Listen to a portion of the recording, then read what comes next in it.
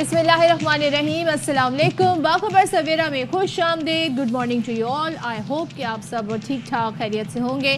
اشفاق اسحاق ستی میرے ساتھ ہیں، میں صدف عبدالجبار۔ موسم بڑا زبردست کراچی میں ہو رہا ہے، گو کہ گرمی ہے لیکن ہلکی ہلکی پھوار بھی ہے، اور خاص طور پر ہم یہ دیکھ رہے ہیں کہ پتہ نہیں، میں اور اشفاق بات کر رہے تھے ابھی شو سے پہلے، اشفاق حیران تھے کہ اچھا کہیں پر بوندہ باندی بھی ہو رہی ہے۔ جی ہاں، ایسا بھی ہوا، بارش بھی ہوئی ہے فرائیڈے والے دن۔ فرائیڈے کو آپ کی طرف؟ میری طرف۔ اچھا، طبیعت میٹرز۔ ویسے تھرسڈے کو بھی ایسا ہی کچھ ماحول تھا کہ ہلکی پھلکی بوندا باندی، اور مختلف علاقوں میں جیسے آپ کہہ سکتے ہیں کہ کراچی سے تھوڑا سا باہر کی طرف یا کراچی کے بالکل کارنر پہ کافی جگہ پر موسم جو ہے وہ خوشگوار تھا، لیکن آندھی بھی چلی تھی، وہ منظر بھی ہم نے دیکھا۔ اچھا، آج کا دن اس اعتبار سے بھی بڑا امپورٹنٹ ہے کہ آپ یہ دیکھیے کہ آج سے ایک طرح سے سلسلہ شروع ہو رہا ہے۔ ہم نے تو ویسے اکتوبر کے شروع میں ہی سن لیا تھا because of the security reasons, اور جو سیکیورٹی کی ڈپلائمنٹ تھی، کہ یہ جی SCO یعنی کہ شنگھائی تعاون تنظیم کا اجلاس ہونے جا رہا ہے، اور اس کے اندر آپ یہ دیکھیں کہ سربراہان مملکت بلکہ جو حکومتوں کے سربراہ ہیں وہ شرکت کے لیے آ رہے ہیں۔ اچھا، یہ بڑا میٹر کرتا ہے کیونکہ SCO کے دو طرح کے اجلاس ہوتے ہیں، ایک میں ہیڈ آف اسٹیٹس آتے ہیں اور ایک میں ہیڈ آف گورنمنٹس آتے ہیں۔ تو ابھی یہ اجلاس ہے، تو آج سے مہمانوں کی آمد بھی شروع ہو رہی ہے فیڈرل کیپٹل میں۔ اچھا، اس سے پہلے جو ان کی پورا سٹاف ہے، جو کنٹریز کے یہاں پر ڈیلیگیشنز آئیں گے، شرکت کریں گے، وہ آلریڈی پہنچ چکے۔ اور یہ اسلام آباد کا منظر ہے۔ اسلام آباد جو کہ one of the beautiful capitals کہلاتا ہے، وہ جب خاص وہاں پر انتظام ہوتے ہیں تو یہ بڑا خوبصورت منظر پیش کرتا ہے۔ تو رات کی منظر ہے اور سبز پرچم ہمارا ہے، تو اسی وجہ سے آپ سبز لائٹس کا استعمال بہت زیادہ دیکھ رہے ہیں۔ تو یہاں پر بیلاروس، چین، Russia, Kazakhstan, Kyrgyzstan, Tajikistan, Uzbekistan, یہ سارے کہ جو روس ہے ان کا 75 رکنی وفد آیا ہے، سب سے زیادہ ڈیلیگیشن میں ان کے لوگ شامل ہیں۔ آبادی کے تناسب سے نہیں بھیج رہے، آبادی کے تناسب سے ہوتا ہے تو سب سے بڑا پھر بھارت کا ہوتا ہے۔ 15 رکنی چین کا آیا، چین کا ہوتا ہے۔ اچھا، وہ کاسٹ کٹنگ پہ ہوں گے، لیکن بہرحال تیاری اس حوالے سے جاری ہے، اور یہ تنظیم ظاہر ہے کہ علاقائی تعاون پر تمام تر ان کا فوکس ہوتا ہے، اور ارینجمنٹس ماشاءاللہ سے کافی زبردست کیے گئے ہیں، خوبصورت ارینجمنٹس ہیں، یہ تو بڑی زبردست بات ہو گئی۔ لیکن ایک بات جو ویکینڈ پہ ہوا ہم سب کے ساتھ، وہ کیا ہوا؟ وہ یہ ہوا کہ ہماری ٹیم ایک بار پھر سے، کوئی بات نہیں، لیکن ایک بار پھر سے پتہ نہیں کون سی مرتبہ میں کاؤنٹ کرنا ہی بھول گئی، ہار گئی۔ اور ایسے ویسے نہیں ہاری، بہت بری طرح ہاری۔ ملتان ٹیسٹ کی میں بات کر رہی ہوں، 500 سے زیادہ رنز ہم نے بنا لیے تھے۔ پہلی بار ایسا ہوا ہے تاریخ میں کرکٹ کی کہ کوئی ٹیم ایک اننگز میں 500 سے زیادہ رنز بنا کے پھر بھی ہار جائے۔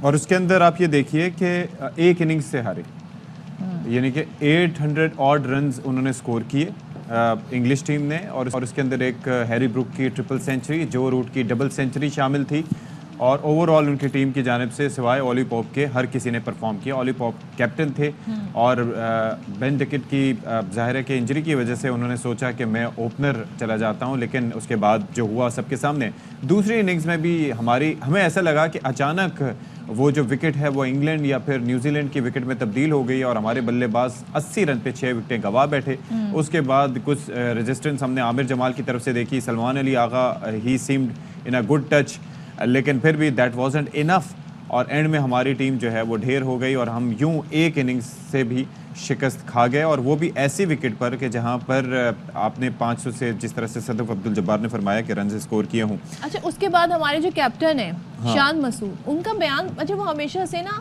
بعد میں آ کے بتاتے ہیں کہ وہ پچ کو صحیح سے ریڈ نہیں کر پائے، تو اس میچ کے بعد بھی انہوں نے کہا کہ ایکچولی پچ جو ہے وہ کرمبل کر گئی۔ اب سوال یہ ہے کہ پچ کرمبل کر گئی یا آپ کی ٹیم کرمبل کر گئی، کیونکہ 800 زیادہ رنز بنا لیے انگلینڈ نے، مگر ہم نے بعد میں کیا کیا، یہ بڑا اہم سوال ہے۔ بہرحال اب یہ ہوا ہے کہ جی تیسرے اسکواڈ کا اعلان کر دیا گیا ہے، جو ہمارے دوسرے اور تیسرے ٹیسٹ کے لیے دوسرے اسکواڈ کا اعلان کر دیا گیا۔ پہلا اسکواڈ تو وہ تھا جس نے پہلا ٹیسٹ کھیلا، اب دوسرا اسکواڈ وہ ہوگا جو کہ یہ دوسرا اور تیسرا ٹیسٹ کھیلے گا، لیکن مجھے لگتا ہے کہ شاید یہ بھی دوسرے ٹیسٹ کا جو نتیجہ نکلے گا اس کے بعد مزید بھی ہم کچھ تبدیلیاں لائیں گے۔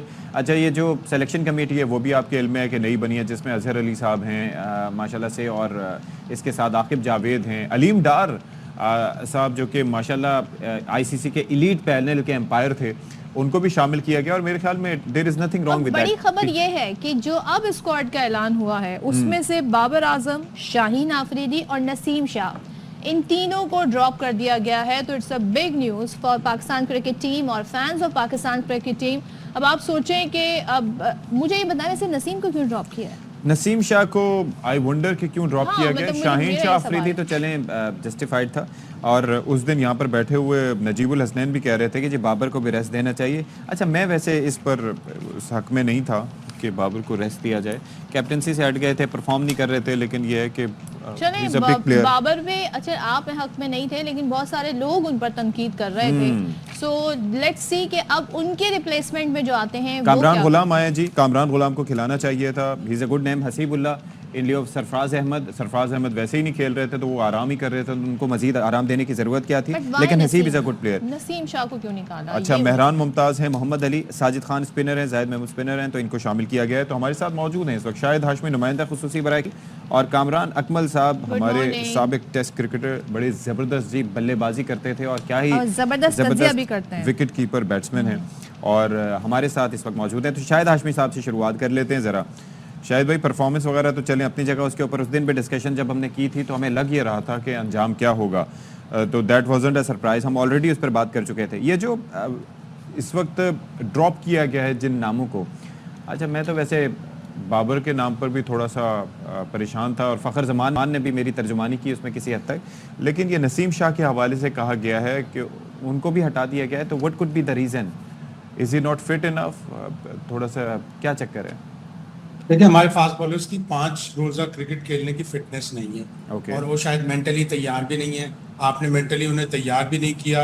آپ اس سیریز سے پہلے ون ڈے ٹورنامنٹ کھیل رہے تھے جہاں وہ 10 اوور بڑے پراپرلی کر رہے تھے, بڑی اسپیڈ کے ساتھ کر رہے تھے, بڑی افیکٹیوٹی کے ساتھ کر رہے تھے.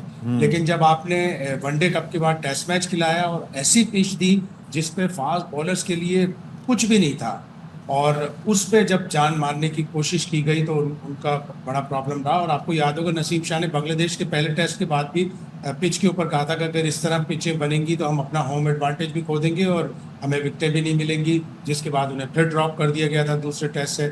تو نسیم شاہ کا ڈراپ واقعی, لیکن یہ دونوں فاسٹ بالرز کے ساتھ آپ زیادتی کر رہے ہیں. مجھے بس ایک بات بتا دیں, آئی ریکویسٹ یو, کہ یہ انگلینڈ کا 3rd ٹیئر بالنگ اٹیک جو ہے یہاں پر آیا ہے. پہلی بات یہ, اس سے پہلے بنگلہ دیش میں ناہید رانا کے علاوہ کسی کے پاس اتنا پیس نہیں تھا جو کہ ٹربل کرنا چاہیے تھا. Naheed Rana was express. اب یہ ایک 20 سے لے کے 23 سال کی عمر تک کے ہمارے جو 2 بالرز ہیں جو ابھی ڈراپ کیے گئے ہیں, ایک شاہین شاہ اور ایک نسیم شاہ, اس عمر میں اتنی سوچ, ورک لوڈ کا تذکرہ, کیا وسیم اکرم, وقار یونس, شعیب اختر, یہ کیا کوئی ایلینز ہوا کرتے تھے؟ دیکھیے پچھلے ایک سال میں شاہین شاہ آفریدی نے دنیا میں سب سے زیادہ بالنگ کی ہے, اور وہ وائٹ بال زیادہ کی ہے. ہمارے پلیئروں کو آپ نے فرسٹ کلاس کرکٹ نہیں کھلائی. ہمارے پلیئروں نے ٹیسٹ میچ آخری جنوری میں کھیلا تھا, تو وہ ایک ٹال تھی جس کی وجہ سے ان دونوں بالرز کی کارکردگی خراب رہی. بنگلہ دیش اپنے یہاں فرسٹ کلاس کرکٹ کھیل کے آیا تھا, وہ مارچ میں 3 سری لنکا سے ٹیسٹ میچ کھیلے تھے. انگلینڈ ابھی 6 ٹیسٹ میچ کھیل کر آ رہا ہے ویسٹ انڈیز اور سری لنکا سے. ان کے سارے کھلاڑی فرسٹ کلاس کرکٹ کا سیزن کھیل کے آ رہے ہیں, تو وہ ردم میں تھے, وہ لمبی کرکٹ کھیل کر آئے تھے. ہمارے بالرز نے لمبی کرکٹ نہیں کھیلی. اچھا کامران آپ کی طرف آتی ہوں. اب یہ آپ کے لیے کتنا سرپرائزنگ ہے, آپ سمجھتے ہیں کہ ٹھیک فیصلہ ہوا ہے بابر, شاہین, نسیم کو ڈراپ کرنا, اور کرکٹ کے لیے اچھا ہوا ہے یا صرف ان پلیئرز کے لیے اچھا ہوا ہے؟ دیکھیے پاکستان کی کرکٹ کے لیے تو میں نہیں سمجھتا کہ اچھا فیصلہ ہوا, کیونکہ مجبوری بن گئی ہوئی تھی, فارم نہیں تھی, کافی میچ بھی پاکستان ٹیم جیت نہیں رہی تھی, پھر یہ مین پلیئرز تھے یہ پرفارم نہیں کر رہے تھے.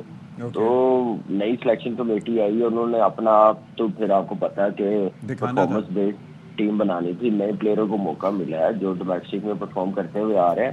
لیکن یہاں پہ ٹھیک ہے بابر کو بھی میں قصوروار بولوں گا, لیکن اس سے زیادہ قصوروار ہماری مینجمنٹ تھی جو پچھلے 4-5 سال سے کھلاتی جا رہی تھی, کوئی ریسٹ نہیں کروا رہی تھی, ورک لوڈ نہیں مینیج کر رہے تھے. تو یہ سارے میرے خیال سے اثرات ہے پاکستان کی کرکٹ میں, جو ان کے ساتھ بھی ایسا ہوا کہ یہ ٹیم سے ڈراپ ہو گئے ہیں. آپ دیکھیں وراٹ کوہلی کی ساری مثال دیتے ہیں کہ وہ اس نے 2 سال پرفارمنس نہیں دی, لیکن ان کی مینجمنٹ نے, ان کی سلیکشن کمیٹی نے, BCCI نے بڑی سمجھداری کے ساتھ اس کو ساتھ رکھا, ڈراپ نہیں کیا. ان کو وائٹ بال کرکٹ سے ریسٹ دیتے گئے. کوئی بڑی ٹیم آتی تھی کھلاتے تھے, لیکن چھوٹی ٹیموں کے ساتھ بالکل نہیں کھلاتے گئے, لیکن ٹیسٹ میچ ان کو کھلاتے گئے ہیں. تو ایسی میچورٹی دکھانی چاہیے تھی. لیکن بابر, شاہین, نسیم آپ دیکھیں ایون انجری بھی ہوتی تھی تو ٹیم کے ساتھ ٹریول کر رہے ہوتے تھے, ریسٹ نہیں کرواتے تھے, کامران ایک اور چیز تیار کرتے تھے. ایک اور چیز میں بابر سے متعلق, بیکاز آپ بیٹسمین ہیں تو یہ پرپل پیچ یا اس طرح کا رف پیچ ظاہر ہے کہ آپ کے اوپر بھی آتا ہوگا, اس کے اندر مائنڈ سیٹ کیا ہوتا ہے بیٹسمین کا؟ یعنی کہ اگر آپ کے ساتھ اگر ایسا ہوا ہوتا ہو تو کیا طریقہ کار ہوتا تھا کہ کیا ڈراپ کرنے سے بیٹسمین کو ریسیٹ ہونے کا موقع ملتا تھا یا پھر ساتھ کھلاتے رہنے سے فارم بحال ہوتی تھی؟ کیونکہ یہاں پر ابھی میں پہلے اور دوسرے میچ جو اننگز میں ایک چیز میں نے دیکھی, ایک میں وہ آؤٹ ہوئے لیگ بیفور دا وکٹ جس میں انر ایج سے بال بیٹ ہو کے ان کے پیڈ پہ لگی, دوسرا جو اننگز میں آؤٹ ہوئے آؤٹر ایج لگ کے وہ کیپر نے پکڑا یا پیچھے کی سائڈ پہ گیا. یعنی کہ دونوں ایجز پہ ان کا بیٹ ہونا یہ کیا انڈیکیٹ کرتا ہے, کیا مائنڈ سیٹ ہے اس وقت بابر کا؟ اور فٹنس اپنی جگہ آپ کے سامنے ہے ایشوز. دیکھیں فٹنس کا تو کوئی مسئلہ نہیں ہے ان کسی پلیئرس کو بھی, جیت کے ساتھ ہی سارا پھر وہ باڈی لینگویج سارا رسپونڈ کرتے ہیں, گراؤنڈ میں پازیٹیو رہتے ہیں. لیکن بابر کا جو ایشو ہے, دیکھیں اس فارم سے ہر پلیئر گزرا ہے اور ٹائم آتا ہر کسی پہ, اس کے لیے آپ کو سوچنا پڑتا ہے. آپ پرانے میچز سوچتے ہیں کیسے میں کھیلتا تھا, فٹ ورک کیسا تھا میرا, کیا نام ہے, کیا بالنگ کے خلاف کھیلتا تھا, کیا میرا مائنڈ سیٹ ہوتا تھا, کس اپروچ کے ساتھ کھیلتا تھا. اس کے بعد جاتے تھے ہم لوگ ڈومیسٹک کرکٹ کھیلتے تھے, جو ٹائم ملتا تھا کلب کرکٹ کھیلتے تھے. لیکن یہ دونوں کرکٹ سے ہمارے پاکستان کے پلیئرز اتنے کے دور ہیں, ان کو کچھ سمجھتے نہیں ہے, کھیلنا پسند نہیں کرتے, جس کی وجہ پاکستان ٹیم میں یہ ہے. کوئی سوچ سکتا ہے کہ ایک سال پہلے 6 مہینے پہلے ان 3 پلیئروں کے بغیر پاکستان کی ٹیم کمپلیٹ ہو سکتی تھی جو پرفارمر تھے. لیکن ان کو ہاتھ لیگ بھی کھیلنے کی اجازت دی گئی, آپ نے چھوٹی ٹیموں کے خلاف ریسٹ نہیں کروایا, ان کو تھوڑا کرکٹ سے دور نہیں رکھا, تو آج یہ دن آیا. تو ٹھیک ہے, بابر نے بھی سرپرائزنگ کامران کہ ایک سیریز ہے اور سیریز کے in the middle of the series آپ نے ایک نئے اسکواڈ کا اعلان کر دیا ہے. یہ بھی ایسا یوزولی نہیں ہوتا ہے. لیکن جو ریپلیسمنٹ ہیں ان کے بارے میں کیا خیال ہے کہ کیا وہ کمبینیشن جو اب ٹیم کا آیا ہے سامنے, اس سے کیا امیدیں رکھی جائیں؟ دیکھیے امیدیں یہی رکھی جائیں جیسے ان سب کو موقع ملے ہیں اور ان کو بھی ویسے موقع ملنے چاہیے, اتنے نمبر آف میچز ملنے چاہیے. لیکن میرے لیے سرپرائز یہ ہے کہ سائم ایوب کس بیس پہ انہوں نے ابھی تک رکھا ہوا ہے. نو لک شاٹ کی وجہ سے زیادتی کر رہے ہیں, سائم ایوب کے ساتھ بھی زیادتی کر رہے ہیں, پاکستان کے ساتھ بھی زیادتی کر رہے ہیں, اپنے سسٹم کے ساتھ بھی زیادتی کر رہے ہیں. نو ڈاؤٹ اچھا پلیئر ہے, لیکن پاکستان کی کرکٹ, انٹرنیشنل کرکٹ کی ڈیمانڈ ہے پرفارمنس. آپ پرفارمنس پہ کھیلتے ہیں, آپ اپنے جو فیورٹس ہیں ان کو نہیں کھلائے جاتے. سر اس کم عمری میں کامران بھائی, اس کم عمری میں جب یہ سمجھایا نہیں جا سکا اس کو کہ آپ نے ہر بال پہ ہر بالر کو نو لک شاٹ نہیں مارنا اور وہ چھکے پہ نہیں جاتی, eight times most of the times آپ کیچ آؤٹ ہو جاتے ہیں, تو اس سے بڑھ کے اور کیا چیز ہو سکتی ہے؟ اور پلس یہ سائم ایوب کہہ رہا ہوں نا, میں دیکھیں میں یہی کہنا چاہ رہا ہوں کہ جب تک پلیئرز کو اپنی وکٹ کی ویلیو کا نہیں پتا کہ میں نے آؤٹ کیوں ہونا, میں نے کیا نام ہے شارٹ سلیکشن میری کیا ہونی چاہیے, میں 20-25 رنز کر کے آؤٹ ہو رہا ہوں, میں 100 اوور فیلڈنگ کر لیتا ہوں تو اس کے بعد میرے ہاتھ پاؤں نہیں چلتے, تھکا ہوتا ہوں. تو یہ ساری چیزیں آپ کو آتی ہیں آپ کی ڈومیسٹک کرکٹ سے. آپ اس کو اگلے 2 سال اپنی انٹرنیشنل ٹیم کے قریب نہیں لگنے دینا چاہیے کہ جا کے اس کو بتائیں کہ جا کے وہاں پہ ڈومیسٹک میں جاؤ, ہر سیزن 4-4, 5-5 100 کرو, 200 کرو. اس کے بعد ہم دیکھیں گے کہ کیا تمہارے میں سوچ آئی ہے, کیا میچورٹی لیول آیا, باڈی لینگویج کیسی ہوئی ہے, گیم اویئرنیس کا پتہ چلا ہے, کنڈیشن کا پتہ چلا ہے کہ کیسے کھیلنا, یہ ساری چیزیں ہیں. تو میرے خیال سے وہ ایسی پلیئرز بنیں گے, کیونکہ ہم لوگ تیار کر کے پلیئرز نہیں لاتے, ہم لوگ وہ ابھی بن رہے ہوتے ہیں تو ٹیم میں لے آتے ہیں. ابھی بھی آپ دیکھ لیں مہران ممتاز کو لے کے آئے ہیں, کیا اس نے ریڈ بال کرکٹ, شاید بھائی اتنی کرکٹ فالو کرتے ہیں, دیکھ رہے ہیں, میں بھی دیکھتا ہوں کہ جب یہ 4 ڈے کرکٹ کھیلا تھا ڈپارٹمنٹ سے جس سے یہ کھیلتا تھا, ان کی مینجمنٹ نے مجھے کیا کہا تھا اس وقت, کیا اسٹیٹمنٹ تھی, ان کے مینٹور پی سی بی کے کیا کہتے تھے, اس کے بعد کتنی ریڈ بال کرکٹ ہوئی ہے جو ٹیسٹ میچ میں آپ نے ٹیم میں رکھ لی ہے. تو یہی وجہ ہے پاکستان کی کرکٹ کی. ہم لوگ پینک بٹن اور ایک پروسیس کے ساتھ ایک پروفیشنل مینجمنٹ, پلیئر, بورڈ ایسے ڈیل نہیں کر رہا, ایسے ڈیسیژن نہیں لے یعنی رہا. کہ ابھی بھی اسی طریقے سے ہے. معاملات ہینڈل ہو رہے ہیں. تو شاہد صاحب سے پوچھیں. شاہد صاحب مینشن کر رہے ہیں یہاں پر کامران کے جس طریقے سے پلیئرز ایک تو انہیں موقع نہیں ملتے, ٹیلنٹ جو ہوتا ہے اس کو ہم یوٹیلائز بھی نہیں کرتے. پھر ایک بات کا اشارہ انہوں نے یہ بھی دیا کہ یہ وہ نام ہے جو ڈراپ ہوئے ہیں. خاص طور پہ اگر ہم بابر کی بات کریں 6 مہینے پہلے تک تو کوئی تصور نہیں کر سکتا تھا کہ ان کے بغیر پاکستانی کرکٹ ٹیم کسی بھی میدان میں اترے گی. آج یہ سب جو ہوا ہے تو کیا انہیں ریسیٹ ہونے کا موقع ملے گا, اور جو پلیئرز آئیں کیا وہ کچھ کر کے دکھا سکیں گے؟ ان پہ پریشر ضرور ہوگا جو نئے ریپلیسمنٹ آئی ہیں. بالکل پریشر ہوتا ہے انٹرنیشنل کرکٹ کا, لیکن ریسیٹ کرنے کے لیے آپ کو ٹائم دینا پڑے گا. کامران غلام پچھلے 4 سیزن سے اسکور کر رہے ہیں. 2020-21 کے سیزن میں انہوں نے قومی ریکارڈ بنایا تھا 1249 رنز. وہ دروازہ کٹکھٹاتے رہے, پھر لاتے مارتے رہے کہ دروازے پہ کہ دروازہ کھولو میرے لیے ٹیسٹ کرکٹ کا. اب جا کے ان کے لیے دروازہ کھلا ہے. بائیں ہاتھ کی اسپن بالنگ بھی کرتے ہیں, اچھے پلیئر ہیں, ان کو اعتماد سے کھیلنا چاہیے اور ان کو موقع بھی ملنا چاہیے. دراصل ہمیں اب وہ وقت آ گیا کہ ہمیں ریڈ بال کے اور وائٹ بال کے کرکٹرز الگ کرنے پڑیں گے. وائٹ بال کے کرکٹرز کو آپ الاؤ کر دیں, وہ جہاں لیگ کھیلنا چاہتے ہیں, جب نیشنل ڈیوٹی ہو وہ آ جائے. ریڈ بال کے کرکٹرز کو آپ اتنا پیسہ دیں کہ وہ لیگ کی طرف نہ جائیں, وہ صرف ریڈ بال کرکٹ کھیلیں اور ان کو سینٹرل کانٹریکٹ میں بھی اچھے پیسے ملیں. تب جا کے ہماری ریڈ بال کرکٹ صحیح ہوگی اور ہماری وائٹ بال کرکٹ. ان سب کو ہٹا کے پھر کوئی ٹیم بنانی ہوگی, کیونکہ نہ T20s نہ ون ڈیز نہ ٹیسٹ کہیں پہ پرفارمنس نہیں ہو رہی. اچھا مجھے ایک چیز بتائیے کہ یہ شان مسعود کی کیپٹنسی آپ کو کیا لگتا ہے, کوئی بیڈ لک ہے؟ پہلے تو بڑا بوسٹ کیا جاتا تھا کہ کیا کیپٹن ہے, کیا زبردست جو ہے وہ پرفارمنس ہو سکتی ہے اس سے. بیٹنگ میں is doing good, he played really well in the first innings, لیکن کیپٹنسی میں آپ کو لگتا ہے کہ کوئی چیز لیک کر رہی ہے؟ بالکل لیک کر رہی ہے. اگریسو ڈیسیشن لیک کر رہے ہیں, اسٹریٹجی لیک کر رہی ہے. آپ بنگلہ دیش کو 32 پر 6 آؤٹ کر کے آپ نے 262 کروا دیے. آپ نے کوئی انوویٹو بالنگ نہیں کی, آپ نے out of the box thinking نہیں کی. شان مسعود خود اچھی خاصی بالنگ کرتا ہے, اگر وہ خود بالنگ کر لیتا. پھر وہ 43 پر 6 جب ہوا تھا اسکور, اس وقت اسپنر لائے, انہوں نے اسپنر کو اٹیکنگ فیلڈ نہیں دی. کم از کم 4-5 پلیئر اوپر بالکل چڑھا دیتے بیٹسمین کے اوپر کہ وہ دباؤ میں آ کر غلط شاٹ کھیلتا اور آؤٹ ہوتا. وہ کوشش ہی نہیں ہوئی. تو شان کی کپتانی میں بہت خامیاں نظر آئی ہیں بہت, اور ان کو اپنی بیٹنگ سے جو انسپائر کرنا ہے پہلی اننگ میں تو کیا, دوسری اننگ میں 5 پہ اور 7 پہ انہیں چانس ملے, وہاں سے اگر وہ بڑا اسکور کر دیتے پھر بھی کر دیتے تو کم از کم پاکستان کو ڈرا کر دیتے تو وہ ایک انسپائرنگ پرفارمنس ہو جاتی اور یہ دن نہ دیکھنا پڑتا. کامران آپ کیا کہیں گے, یہ جہاں اتنے ڈیسیجن ہوئے تھے تو شان مسعود کو آپ کی نظر میں کیپٹن رہنا چاہیے تھا یا ہٹا دینا چاہیے تھا, یا یہ ڈیسیجن ٹھیک ہے تو کنٹینیو ود ہم؟ نہیں, کنٹینیو رکھنا چاہیے, اس کی پرفارمنس ہے. لیکن سب سے بڑی جو پرابلم ہے پاکستان ٹیم کی اپروچ کی ہے. آپ میچ کو کیسے لے کے چلتے ہیں, یہ شان کا قصور نہیں ہے. شان کو اگر شان بھی بہتر نہیں کر سکتا, ہم نے سب نے بڑی تعریف کی آسٹریلیا ٹور کی, اس کے بعد ویسی اپروچ نظر نہیں آئی, ویسے ڈیسیجن نظر نہیں آئے.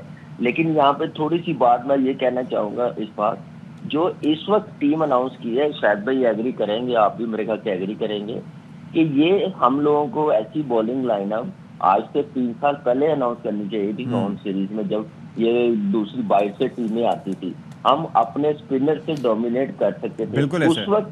اس وقت ہم لوگوں نے بڑی نیگیٹو کرکٹ کھیلی. ہماری ایم سوری ٹو سے ہمارے جو ہائی مینجمنٹ تھی نا, ان کی بھی اپروچ ایسی تھی کہ آسٹریلیا آ رہی ہے تو ہم ان کو ایسی پچز کیوں دیں جس میں ہم لوگ خود ٹربل میں آ جائے. ابھی بھی تو آئے ہیں نا, کتنا برا ہوا ہے وہاں پہ. یہاں پہ آپ بابر کی بات کر رہے ہیں, آج بابر پہ یہی ٹائم آنا ہی آنا تھا جب آپ جیتیں گے نہیں, جب آپ پوزیٹیو اپروچ کے ساتھ اٹیکنگ کرکٹ نہیں کھیلیں گے, اپنی اسٹرینتھ نہیں دیکھیں گے ہوم سیریز میں ہم کس سے جیت سکتے ہیں, تو آپ کبھی کامیاب نہیں ہو سکتے, آپ کبھی لمبا نہیں کھیل سکتے. وہ پریشر ڈیولپ ہوتا گیا, اسپنر کے ساتھ جاتے. آج New Zealand team Sri Lanka سے 2-0 سے ہاری ہے. ان کے پاس بھی ورلڈ کلاس اسپنر تھے, لیکن سری لنکا کے پاس ایک تھا, لیکن وہ اپنی اسٹرینتھ پہ گئے ہیں, ڈومینیٹ کیا, آؤٹ کیا. ہمیں ڈر یہ تھا کہ ہم لوگ ان سے نہ آؤٹ ہو جائے. جب ہم لوگ ایسی بریک پچز بنا لیں, ہم 3 اسپنر نہیں کھلا سکتے. انڈیا کیا کرتا ہے, 2 فاسٹ بولر, 1 فاسٹ بولر زیادہ اسپنرز پہ جاتا ہے. پاس میں ہمارے فاسٹ بولر ایسے ہوتے تھے, شعیب اختر, عمر گل, سمی, शाहिद नजीर ये आउट कर देते थे क्योंकि इनका एक्सपीरियंस बड़ा होता था डोमेस्टिक का, रिवर्स स्विंग बड़ा अच्छा करते लेकिन थे, कामरान क्या विनर भी उस हमारे टाइम पे मैच विनर होते थे। उस टाइम पे हमारे जो प्लेयर्स, हमारी जो टीम है टेस्ट की अलग होती थी, वनडे की अलग, क्या ये हमारा कल्चर रहा है या हम शुरू से ही एक कॉम्बिनेशन हमारा बन गया तो हम उसे हर जगह फिट इन करने की कोशिश करते हैं? देखिए उस वक्त ऑनेस्टली बताऊं बड़े पैशन के साथ, बड़ी अच्छी अप्रोच के साथ, बड़ी यूनिटी के साथ खेला जाता था। हर कोई यही चाहता था कि हम लोग परफॉर्म करें, हम मैन ऑफ द मैच बने। ये नहीं होता था कि हम लोग सिर्फ अपना करें। उस वक्त इतनी T20 क्रिकेट भी नहीं होती थी, 2005 में 2010 तक भी इतनी ज़्यादा नहीं होती थी, लीग क्रिकेट इतनी ज़्यादा नहीं होती थी, IPL आई थी सिर्फ, तो उसमें आपको पता 2008 के बाद हम लोग गए नहीं हैं। ये भी एक वजह कि हमने अपनी T20 क्रिकेट के लिए प्लेयरों को इतनी खुली NOC दी है, हमने अपनी डोमेस्टिक अपने सिस्टम को बड़ा वीक किया है ये चीज़ें करके, और उसके बाद हमारे फिर जो इंटरनेशनल प्लेयर है वो फिर डोमेस्टिक की तरफ देखते नहीं है। सीजन अभी भी देख लें कितनी NOC हम देख रहे हैं, कितने प्लेयरों ने T10 साइन कर ली है, T20 साइन कर ली है, ये सारी चीज़ें चल रही हैं। तो डोमेस्टिक में कौन खेलेगा? जब तक आप 4 से 5 मैच 4 डे नहीं खेलेंगे, अगर टाइम मिलेगा, आप ऑफ सीजन में क्लब के जाके मैचेस नहीं खेलेंगे, उतनी देर आपकी फिटनेस, गेम अवेयरनेस, फॉर्म, जब ऐसा टाइम आता है तो आप कभी वापस नहीं ला सकते जब तक, क्योंकि ये चीज़ें करनी बड़ी ज़रूरी है। पैशन के साथ, अप्रोच के साथ, हंगर होनी चाहिए। हमारे में ये है कि एक परफॉर्मेंस हम कर लेते हैं, हम इतने इन दी एयर हो जाते हैं कि हमें भूल जाते हैं कि हमने ज़मीन पे भी वापस आना है, हमने क्रिकेट ज़मीन पे ही खेलना है। वो हम क्रिकेट भी उस वक्त इन दी एयर ही सोच रहे होते हैं कि ऊपर जाके ही हम लोग खेलेंगे, हमारे करीब कोई नहीं है। क्रिकेट से बड़ा हम अपने आप को समझना शुरू कर देते हैं। मीडिया की बातें, मीडिया और सोशल मीडिया प्लेयरों की किंग बन जाते हैं फौरन, इग्नोर, हर प्लेयर बोल रहा है सेंटर कॉन्ट्रैक्ट, तो ये सारी चीजें चल रही होती है। इसका मतलब है कि बोर्ड की भी वीकनेस है, तो सोचते नहीं है और डिसीजन प्रोफेशनली लेते नहीं है। लेट्स सी, चलें, thank you so much. Kamran Akmal हमारे साथ थे और शाहिद हाशमी हमारे साथ थे। आप दोनों का बहुत शुक्रिया। अब देखते हैं जब दूसरा टेस्ट है उसमें हमारी जो ये नई टीम अब एक तरह से सामने आई है, ये क्या कमाल दिखाती है। सो उम्मीद ही रख सकते हैं, बड़ा प्रेशर होगा जी इन दुआ प्लेयर्स ही पे, कर सकते हैं। अल्लाह रहम फरमाए। एक ब्रेक लेते हैं, ब्रेक के बाद आते हैं।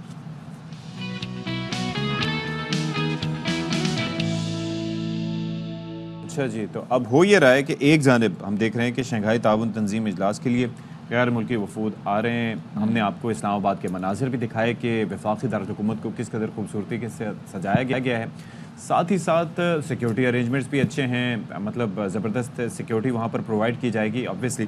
लेकिन दूसरी जानिब अब हो ये रहा है कि इसमें 15 और 16 अक्टूबर को ये होने जा रही है और पाकिस्तान तहरीक इंसाफ ने इस मौके पर एहतजाज की कॉल दी है और नायब वज़ीर आज़म कहते हैं कि अब भी वक्त है कि PTI गलती तस्लीम करे, दुरुस्त करे और एहतजाज की कॉल वापस ले। और फिर वो ये भी कहते हैं कि एक सियासी जमात SCO नाकाम बनाने की कोशिश कर रही है। कई साल बाद पाकिस्तान आलमी इवेंट की मेज़बानी कर रहा है, तो ये बेसिकली उनका मौक़िफ़ है। मौलाना फजलुर रहमान ने भी ये अपील की है कि भाई एहतजाज को मौखर कर दिया जाए। जबकि प्रोग्राम सवाल ये है, मैं गुफ्तगू करते हुए असद कैसर साहब जो कि तहरीक इंसाफ के रहनुमा हैं, उन्होंने कहा कि मौलाना ने कहा कि हुकूमत से बात करूँगा, आज की मीटिंग में इस बाबत हतमी फ़ैसला होगा। आपने हमारा राबिता किया था, तो उन्होंने कहा कि ये मौखर करें, ये हमारी मेहमान है, लेकिन हमने सिर्फ एक ही मुतालबा किया है कि देखिए हमारा लीडर है कि हमें उसकी सेहत के हवाले से तशवीश है। जो ऐसा डॉक्टर हो जिसकी क्रेडिबिलिटी हो या जो उसका पुराना डॉक्टर है वो उसका विजिट करे, वो नॉन पॉलिटिकल होता है।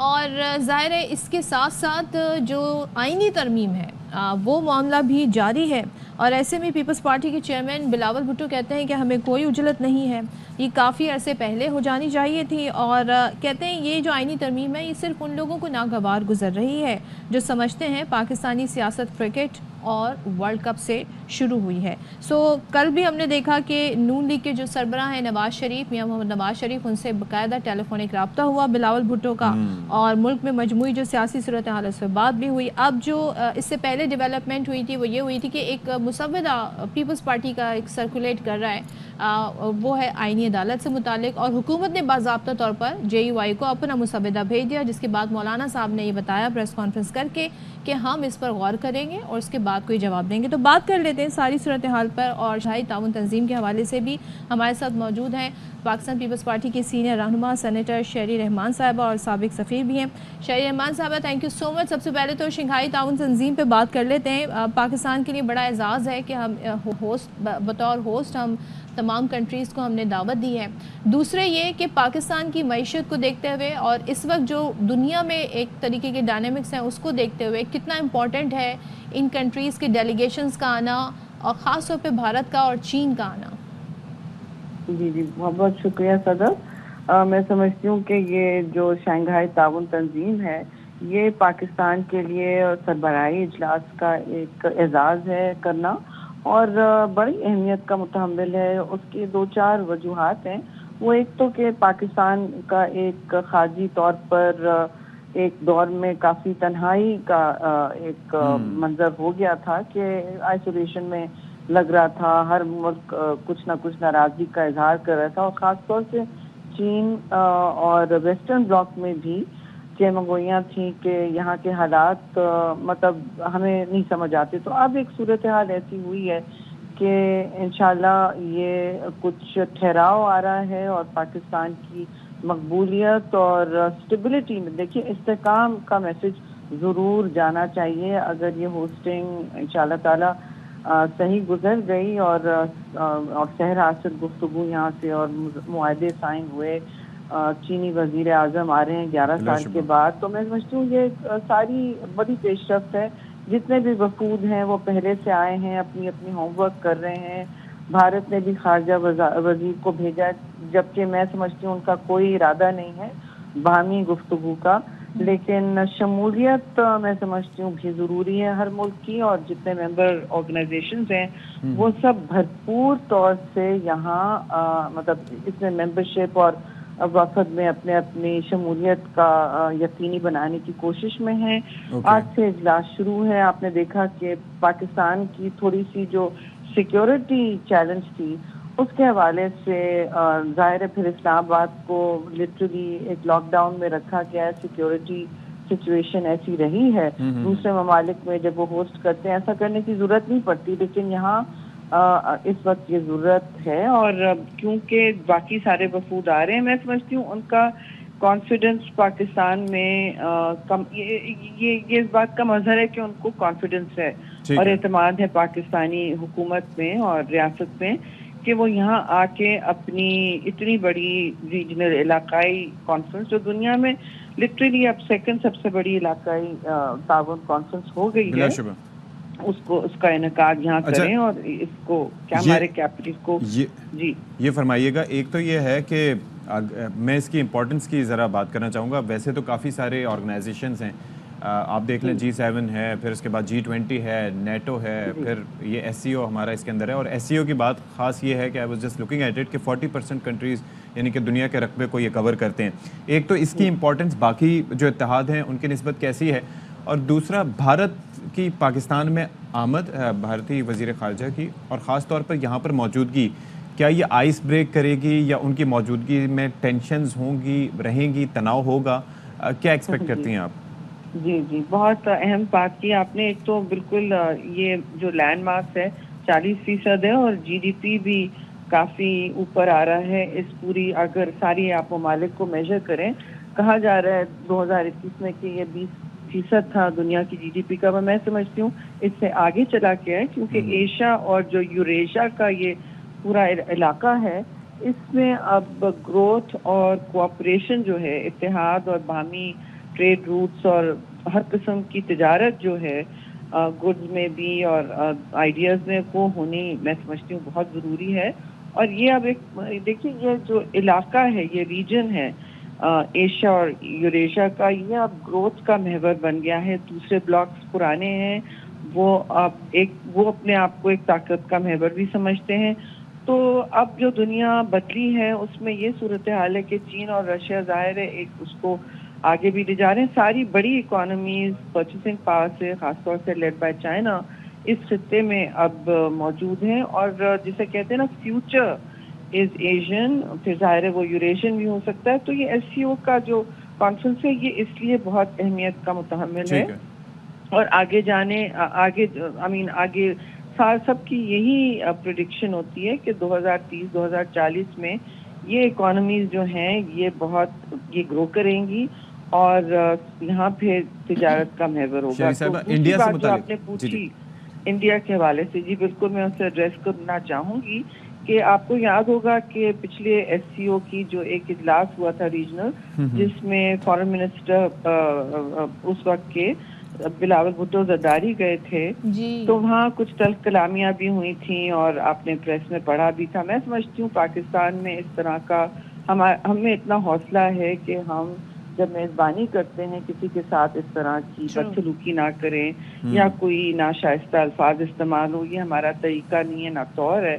تو میں سمجھتی ہوں ایسا نہیں ہوگا. لیکن ان کے فارن منسٹر نے تو، میں نے تو پہلے کہا تھا کہ یہ باہمی بات چیت کا موقع نہیں اپنے لیے استعمال کریں گے. یہ ان کی اپنی سوچ ہے اور میں سمجھتی ہوں بہت محدود سوچ ہے، کیونکہ فیوچر جو ہے پورا اس طرح کے ریجنل بلاکس میں ہے ہندوستان میں. اور خاص طور میں مودی سرکار نے تو اور انتہا کی ہوئی ہے کہ جو جیسا ساکھ جیسا ایک فورم تھا بہت فعال ہو سکتا تھا جی، کیونکہ ساؤتھ ایشیا بھی بہت بڑی، مطلب یہ ہمارا علاقہ جو ہے یہ بہت بڑی اکنامک ریجنل بلاک بن سکتا تھا. اس کا ایک خواب بھی دیکھا گیا تھا، خاص طور سے محترمہ شہید نے اور راجیو گاندھی نے اس میں بہت کام بھی کرنے کی کوشش کی تھی، لیکن وہ خواب انہوں نے پھر بیچ میں روک دیا. اور اب میں سمجھتی ہوں ہمیں اس پر رکنا نہیں چاہیے. یہ ہمیں اس پر آگے کوئی کوشش بھی نہیں کرنی چاہیے. بہت اچھی بات ہے، اگر وہ بات کرنا چاہتے ہیں ہم ضرور بات کریں، خاص طور سے کیونکہ یہ کانفرنس سیکیورٹی، کامرس، ہر چیز پر مبنی ہے. کلائمیٹ پر اس کی بہت ساری ٹاپکس ہوں گے، ایشوز ہوں گے، سب گروپس ہوں گے. تو ان چیزوں پہ تو ہر دنیا میں بات چیت تو ناگزیر ہوتی ہے. لیکن لیٹس سی، آپ نے کہا زیادہ ہمیں امیدیں نہیں رکھنی چاہیے جس طرح کا رویہ انڈیا نے ہمیں دکھایا، لیکن انٹرنیشنلی آداب ہوتے ہیں جس کو انہوں نے فالو بھی نہیں کیا تھا، جس واقعے کا آپ حوالہ دیکھ دی. ذرا ہم اس پر آ جاتے ہیں شہری رحمان صاحبہ، کیونکہ ساتھ ساتھ جو ہے وہ آئینی ترمیم کے حوالے سے بھی بڑے معاملات سامنے آ رہے ہیں. آئینی عدالت کو لے کے ایک مسودہ سرکولیٹ ہو رہا ہے، وہ پیپلز پارٹی کا ہی ہے. پہلے تو ذرا یہ بتا دیجیے گا. دوسرے، مولانا صاحب کو حکومت نے باقاعدہ مسودہ دے دیا ہے، تو اب اس میں مزید کتنا ٹائم لگے گا؟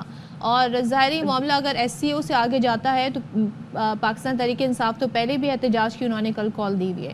تو اس سارے سینیریو میں آپ دیکھ رہے ہیں کہ یہ آگے بڑھ رہا ہے آئینی ترمیم کا معاملہ، یا یہ SCO کے بعد جائے گا؟ جی بہت سارے سوال آپ ایک سوال میں کر لیتی ہیں صدف، تو مجھے موقع دیں اس کا تفصیلی جواب دینے کا. پہلے تو آپ نے مسودے کی بات کی جی، بالکل آپ نے صحیح کہا کہ سب سے پہلے پیپلز پارٹی کا ہی مسودہ پیش کیا گیا، تو چیئرمین بلاول نے اپنی جو کمیٹی بنی ہے خورشید شاہ کی سربراہی میں، جس میں ہم ممبران ہیں، اس میں پیش کیا. کیونکہ ابہام تھا جی کہ اور یہ کیفیت ہو گئی تھی مبہم کہ کون کا کیا کیسا مسودہ ہے، حکومت کیا لانا چاہ رہی ہے. اس میں بہت تنقید بھی ہوئی، بہت ساری باتیں بھی ہو چکی تھیں. تو اس لیے پیپلز پارٹی نے اپنی ترجیحات جو چارٹر آف ڈیموکریسی سے منسلک ہیں اور جوڈیشل ریفارم اور کانسٹیٹیوشنل کورٹ کے حوالے سے جو ہماری سوچ میں، ہمارے ذہن میں یہ غیر متنازع ہونی چاہیے، ان پر پھر بھی ہم سمجھتے ہیں اتفاق رائے ضروری ہوتا ہے. پارٹی کا اپنی سوچ ہوتی ہے، ہم اس پر مسلط تو نہیں کر سکتے. تو ہماری کوشش ہونی چاہیے نہ صرف سیاسی جماعتوں سے آؤٹ ریچ کرنے کی کہ بھئی آپ یہ دیکھیں اور آپ اس پر اپنی رائے پیش کریں، کچھ ہم گیو کریں، کچھ آپ ٹیک کریں. اس طرح تو ہوتا ہے ایسے کاموں میں. اب کوئی پرفیکٹ مسودہ نہیں نکلتا. 18ویں ترمیم میں بھی ہماری کوشش تھی کہ یہ کانسٹیٹیوشنل کورٹ مثلاً آئے، لیکن وہ نہیں آ سکا کیونکہ دوسرے ہمارے جو جتنے بھی اس میں پارٹیز تھیں، اس میں کچھ پارٹیز نے اس وقت نہیں اگری کیا جو اب کرنے تیار ہیں. آپ کو یاد ہوگا ایک APDM بنی تھی جس میں PTI بھی تھی، تب انہوں نے سب اس بات پر اگری کیا تھا. تو ہماری کوشش تھی کہ ایسے کور منیمم ایجنڈا لایا جائے جو اس وقت جو ایک ماحول بن گیا ہے بالکل ڈویژن کا اور سیاسی جو بات چیت ہے وہ بالکل معطل ہو جاتی ہے ذرا سی بات پر. ایسا نہیں ہونا چاہیے. تو یہاں پر ایٹ ٹائمز ہوتا بھی ہے نا کہ بعض اوقات آن میرٹ چیزوں کو نہیں دیکھا جاتا، آن اس وقت سچویشن ہوا کہاں کی چل رہی ہے اس کو دیکھ کے پارٹیز ڈیسائیڈ کرتی ہیں.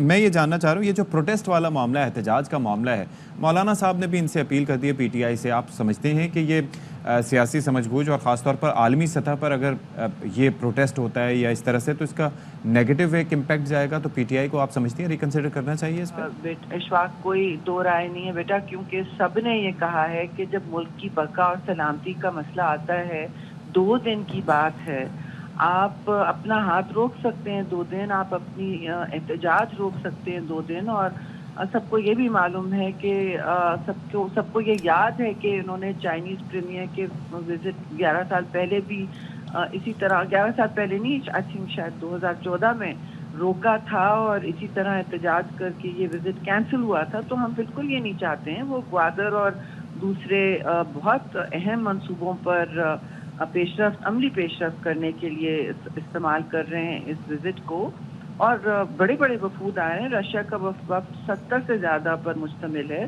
تو دیکھیے اس کا ایک مطلب یہی ہوتا ہے کہ وہ یہاں پاکستان میں انویسٹمنٹ اپرچونٹیز دیکھ رہے ہیں, کوآپریشن کی اپرچونٹیز دیکھ رہے ہیں. آپ ملک کے راستے میں اس وقت ہٹ دھرمی نہ کریں.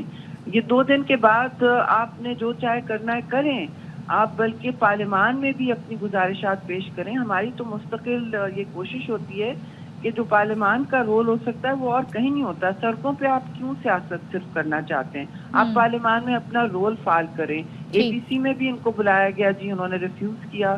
اب فلسطین اور کشمیر جیسے ایشو پہ سب کی ایک ہی رائے ہوتی ہے, سارے پاکستانیوں کا دل ایک ہی طرح دھڑکتا ہے ان ایشوز پر. یہ ہیومن رائٹس ایشوز ہیں. تو اب انٹرنیشنل عالمی سطح پر آپ جب پاکستان کو بیچ میں لے آتے ہیں اور اپنی سیاست کو بیچ میں لے آتے ہیں, اس پر دیکھیے سب نے یہ مولانا تو صاحب نے بالکل صحیح فرمایا, مگر سب نے میں نے بھی خود کہا کہ دیکھیے یہ موضوع نہیں ہوگا.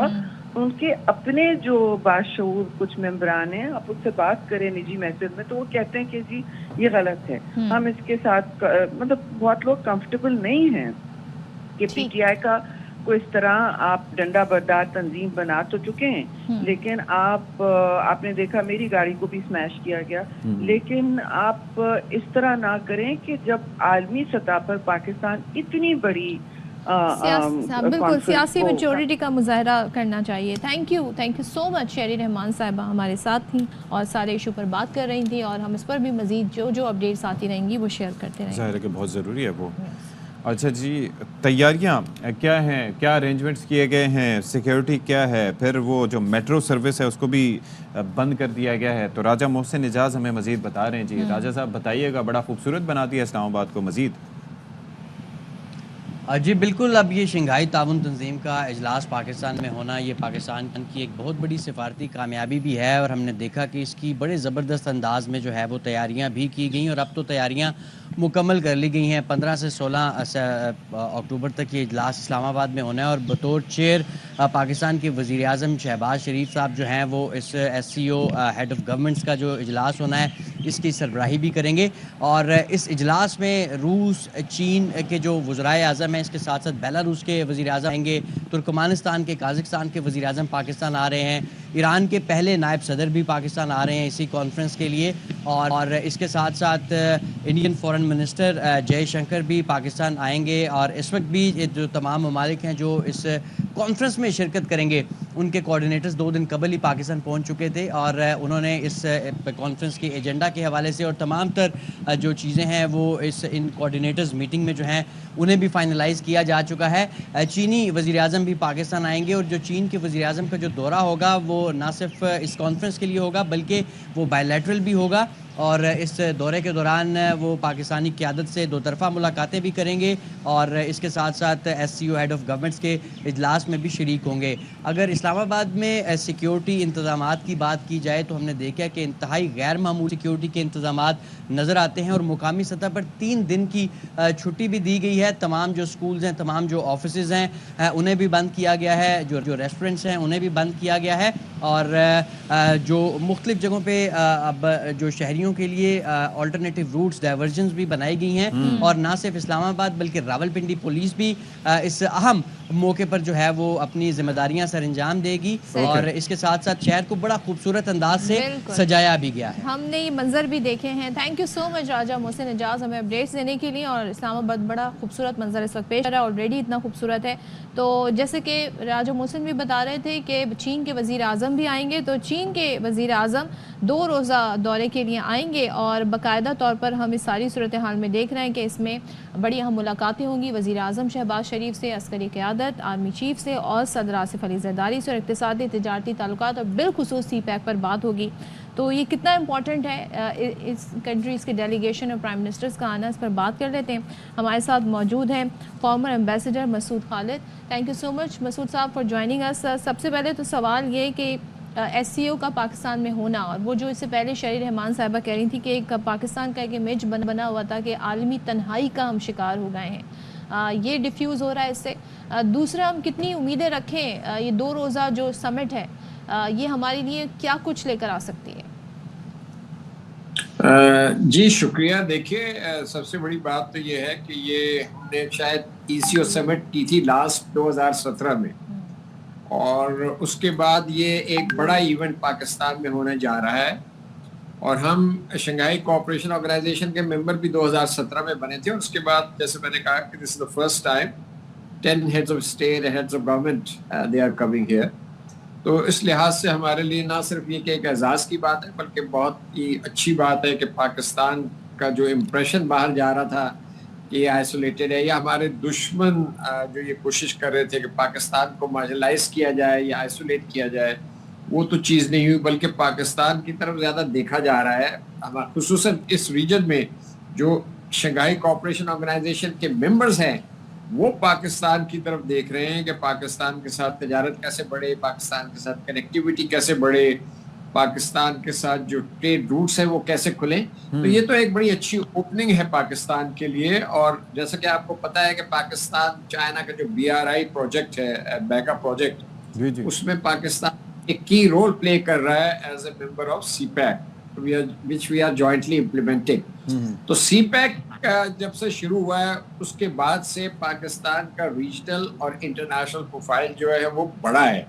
تو یہ کوشش ہے کہ پاکستان کو آئسولیٹ کر دیا جائے. اور اب پاکستان اب دیکھیے جنوری میں سیکورٹی کاؤنسل کا ممبر بننے جا رہا ہے, 2 سال کے لیے ہم نان پرماننٹ ممبر ہوں گے. تو اس سے ہماری جو ہے انٹرنیشنل ڈپلومیسی میں ہماری اہمیت اور بڑھے گی. تو یہ جو میٹنگ ہو رہی ہے یہاں پر, یہ بڑی اچھی خوشائند بات ہے, اور اہم ممالک کے سربراہان یہاں آ رہے ہیں. دیکھیے چین کے وزیر اعظم تو آج تشریف لا رہے ہیں, اور ان کے ساتھ ہمارا ایک بائی لیٹرل وزٹ ہے پہلے, اور اسی طرح اور جو لیڈرز ہیں ان کے ساتھ بھی پرائم منسٹر صاحب ایک چیز میں جاننا چاہ رہا تھا, ان کی میٹنگز ہوں گی. اچھا مسعود صاحب, میں یہ جاننا چاہ رہا تھا کہ یہ جو ڈسکشن وغیرہ ہوتے ہیں کیا یہ ڈیسائیڈڈ ہوتا ہے کہ اس کے اندر ان امور پر غور ہوگا, یہ ساری چیزیں ہوں گی, یا کچھ اور بھی ہوتا ہے جو آپ وایا ڈسکشن اچیو کر سکتے ہیں ڈیورنگ دیز میٹنگز, خاص طور پر یہ جب کانفرنس وغیرہ ہو رہی ہو؟ دیکھیے میں ذرا اس کو واضح کر دوں کہ یہ جو فورم ہے یہ ایس سی او کا 2nd ہائیسٹ فورم ہے. اوکے, ٹاپ لیول فورم جو ہے وہ ہیڈ آف اسٹیٹ کی میٹنگ ہر سال ہوتی ہے. اس میں پریزیڈنٹس جاتے ہیں, نمبر 1 جو لیڈر ہوتا ہے وہ جاتا ہے. اور یہ جو ہے یہ ہیڈز آف گورنمنٹ میٹنگ ہے, یعنی کہ 2nd ہائیسٹ فورم ہے, 2nd ہائیسٹ باڈی ہے ایس سی او کی. لیکن یہ اہم ہے, مثلا پاکستان کے کیس میں جو چیف ایگزیکٹو ہے وہ پرائم منسٹر ہیں, تو پرائم منسٹر اسی کو لیڈ کر رہے ہیں. اسی طرح کچھ اور ممالک بھی ہوں گے جہاں کے چیف ایگزیکٹو جو ہیں وہ یہاں آ رہے ہیں. تو اس کانفرنس کا جو محور ہوگا, یہ فوکس ہوگا, ٹھیک ہے, وہ اکنامک کوآپریشن, انوائرمنٹ, کنیکٹیوٹی. مسعود صاحب ویل ٹیک اے بریک ہے یہاں پر, آپ کائنڈلی ہمارے ساتھ ہی موجود رہیے گا. ویل ٹیک اے بریک کے بعد حاضر ہوتے ہیں.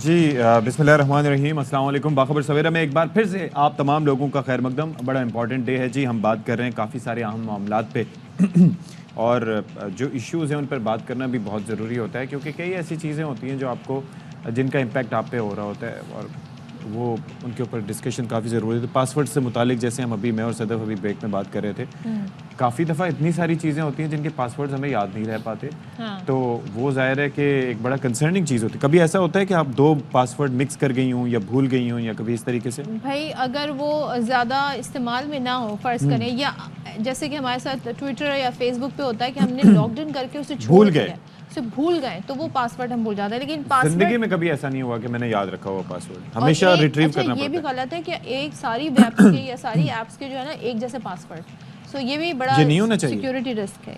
اچھا ہاں یہ اس پہ بات کریں گے، یہ بڑا امپورٹنٹ تو ٹاپک ہے. چلیں جی، وی آر تھینکفل ٹو مسعود خالد صاحب. سر بہت شکریہ، آپ ہمارے ساتھ موجود رہے اور ہمیں بریک پر اچانک جانا پڑا. ہم بات کر رہے تھے بیسکلی کہ یہ جو ظاہر ہے کہ ایس سی او کا اجلاس ہو رہا ہے، کانفرنس ہو رہی ہے، اور ماشاءاللہ سے ایک بڑا پاکستان کے لیے اچیومنٹ ہے ان دا سینس کہ پاکستان اس کو ہوسٹ کر رہا ہے. اور مسعود صاحب ہمیں یہی بتا رہے تھے کہ سب سے بڑی جو میگنیٹیوڈ ہوتا ہے اس کے حساب سے جو ہیڈز آف اسٹیٹ کی کانفرنس ہوتی ہے، کیونکہ جہاں پر پریزیڈنشیل سسٹم ہوتا ہے تو وہاں پر سربراہ ہوتا ہے اور ہیڈ آف اسٹیٹ ہوتا ہے. اس کے بعد پھر سربراہان حکومت کی جانب سے، یعنی کہ جو گورنمنٹ ہیڈز ہوتے ہیں ان کی جانب سے یہ اجلاس کی صدارت بھی کی جاتی ہے، یعنی کہ شرکت کی جاتی ہے. تو مسعود صاحب اب ذرا یہ فرمائیے گا کہ یہاں پر یہ جو انڈیا بھی یہاں پر آ رہا ہے 4 رکنی وفد کے ساتھ، اس سچویشن میں جاننا چاہ رہا تھا شہری رحمان صاحبہ سے میں نے یہ پوچھا کہ پاکستان یہاں پر جب انڈیا موجود ہو تو کیا ماحول ٹینس ہوگا یا کوئی آئس بریک ہوگی؟ کل ہم نے یہ دیکھا کہ اس سے پہلے کہ نواز شریف صاحب نے ایک میسج وغیرہ بھی کیا تھا، تو کیا کچھ چیزیں بہتری کی جانب جا سکتی ہیں یا ابھی اس سے کچھ ایکسپیکٹ ہمیں نہیں کرنا چاہیے؟ دیکھیے شکریہ، میرا خیال ہے کہ زیادہ توقعات نہیں ہونی چاہیے، کیونکہ جے شنکر صاحب نے بھی آنے سے پہلے ایک بیان دیا ہے جس میں انہوں نے کہا ہے کہ یہ ایک ملٹی لیٹرل پلیٹ فارم ہے اور اس میں شرکت کے لیے جا رہا ہوں، چونکہ انڈیا بھی ایس سی او کا ممبر ہے جیسے پاکستان ہے، اور ہم اکٹھے ہی ممبر بنے تھے 2017 میں، تو وہ اس کانٹیکسٹ میں آ رہے ہیں. اسی طرح کل deputy prime minister Ishaq Dar صاحب نے بھی غالباً یہی بات کی ہے کہ ہمیں کسی قسم کی درخواست موصول نہیں ہوئی ملاقات کی، اور نہ ہی ہم نے ملاقات کی درخواست کی ہے. تو یہ ایک لیکن یہ کہ ڈپلومیسی میں کچھ بھی ہو سکتا ہے، it is a but unpredictable. آلدو میرا اپنا خیال یہ ہے کہ توقعات زیادہ نہیں ہونی چاہیے، کیونکہ پچھلے چند سالوں سے خصوصاً جو کشمیر کی ریکسیشن انہوں نے کی لیگلی انڈیا نے 2019 اس کے بعد سے اس کے 2019 میں، اس کے بعد سے ایک ہماری جو آپس میں تعلقات ہیں بڑے تقریباً فریز ہو گئے ہیں. اور اس کے بعد وہاں انڈیا میں الیکشن ہوا، پھر مختلف جو مراحل سے وہ انڈیا گزرا، اس میں آپ نے دیکھا کہ پاکستان کے خلاف خاصا پروپیگنڈا اور خاصے نیگیٹو اسٹیٹمنٹس آئے، تو ماحول جو ہے کافی خراب ہوا ہے. لیکن کچھ کہا نہیں جا سکتا، لیکن میرے ذاتی طور پر میں سمجھتا ہوں کہ کوئی توقعات بہت زیادہ نہیں ہونی چاہیے. ہاں اگر ملاقات ہو جاتی ہے فرض کیجیے دونوں وزرائے خارجہ کے درمیان، تو یہ اچھا ایک اسٹیپ ہوگا، اور میرا خیال ہے دنیا بھی اس کو ویلکم کرے گی کہ جو 2 ریجنل نیبرز ہیں اور بڑی طاقتیں ہیں اور نیوکلیر پاورز ہیں، ملٹری پاورز ہیں اور ہمسائے ہیں، اور جن کا ماضی ایک رہا ہے، تو وہ بیٹھ کے کم از کم بات کر رہے ہیں. تو اگر بات چیت ہو جاتی ہے فرض کیجیے اور اس میں یہ طے ہو جاتا ہے کہ بھئی ہم اب اس ڈائلاگ کو آگے لے کے چلیں گے، that in itself is going to be a very good sign. لیکن مجھے توقع نہیں ہے، کیونکہ جو انڈیا کا رویہ حال ہی میں رہا ہے، یو این میں جو اسپیچ بھی ہم نے سنی تھی وہ تمام تر کچھ اور ہی ہمیں بتاتی ہے. لیکن خالد صاحب ایک چیز یہ بتائیے گا، ظاہر اسپیچز ہوں گی، کشمیر کا ذکر بھی آئے گا، جو ریجن ہے اس کی سیکیورٹی کے معاملات بھی ڈسکس ہوں گے، اور جب کشمیر کا ذکر آتا ہے تو پھر بھارت چپ کیسے رہے گا؟ یہ ایک بڑا عام سوال ہے ان کی طرف. آپ سمجھتے ہیں کہ اس طرح کی کوئی سچویشن بن سکتی ہے کہ جواب دل جواب ہوگا؟ نہیں دیکھیے ایسی کوئی سچویشن بننے کا امکان نہیں ہے، مجھے نظر نہیں آتا. اس کی وجہ یہ ہے کہ ایس سی او کی پریکٹس ہے کہ بائی لیٹرل ایشوز جو ہیں ایسے فورمز میں ریز نہیں کیے جاتے. ٹھیک ہے، تو جب ہم یہ جو ڈسپیوٹس ہیں یا کنٹینشس ایشوز ہیں اس کو ریز نہیں کرتے، کیونکہ تو یہ تو ایک پھر لامتناہی سلسلہ ہے نا. ہاں جی، کیونکہ پھر وہ تو یوکرین وار بھی آئے گی، پھر اور چیزیں بھی آئیں گی، پھر چین اور بھارت کی جو مخاصمت ہے وہ بھی اس کا بھی ذکر آنا چاہیے، پھر کشمیر کا ذکر آئے گا، پھر جو سینٹرل ایشین ریپبلکس ہیں ان کے بھی آپس میں کچھ جھگڑے ہیں پانی کے اوپر. تو ریجن کی سیکیورٹی بھی تو اس کا ایک ون آف دی فیچرز ہے. جی ریجن کی سیکیورٹی پہ تو ایک براڈ بات چیت ہو سکتی ہے نا.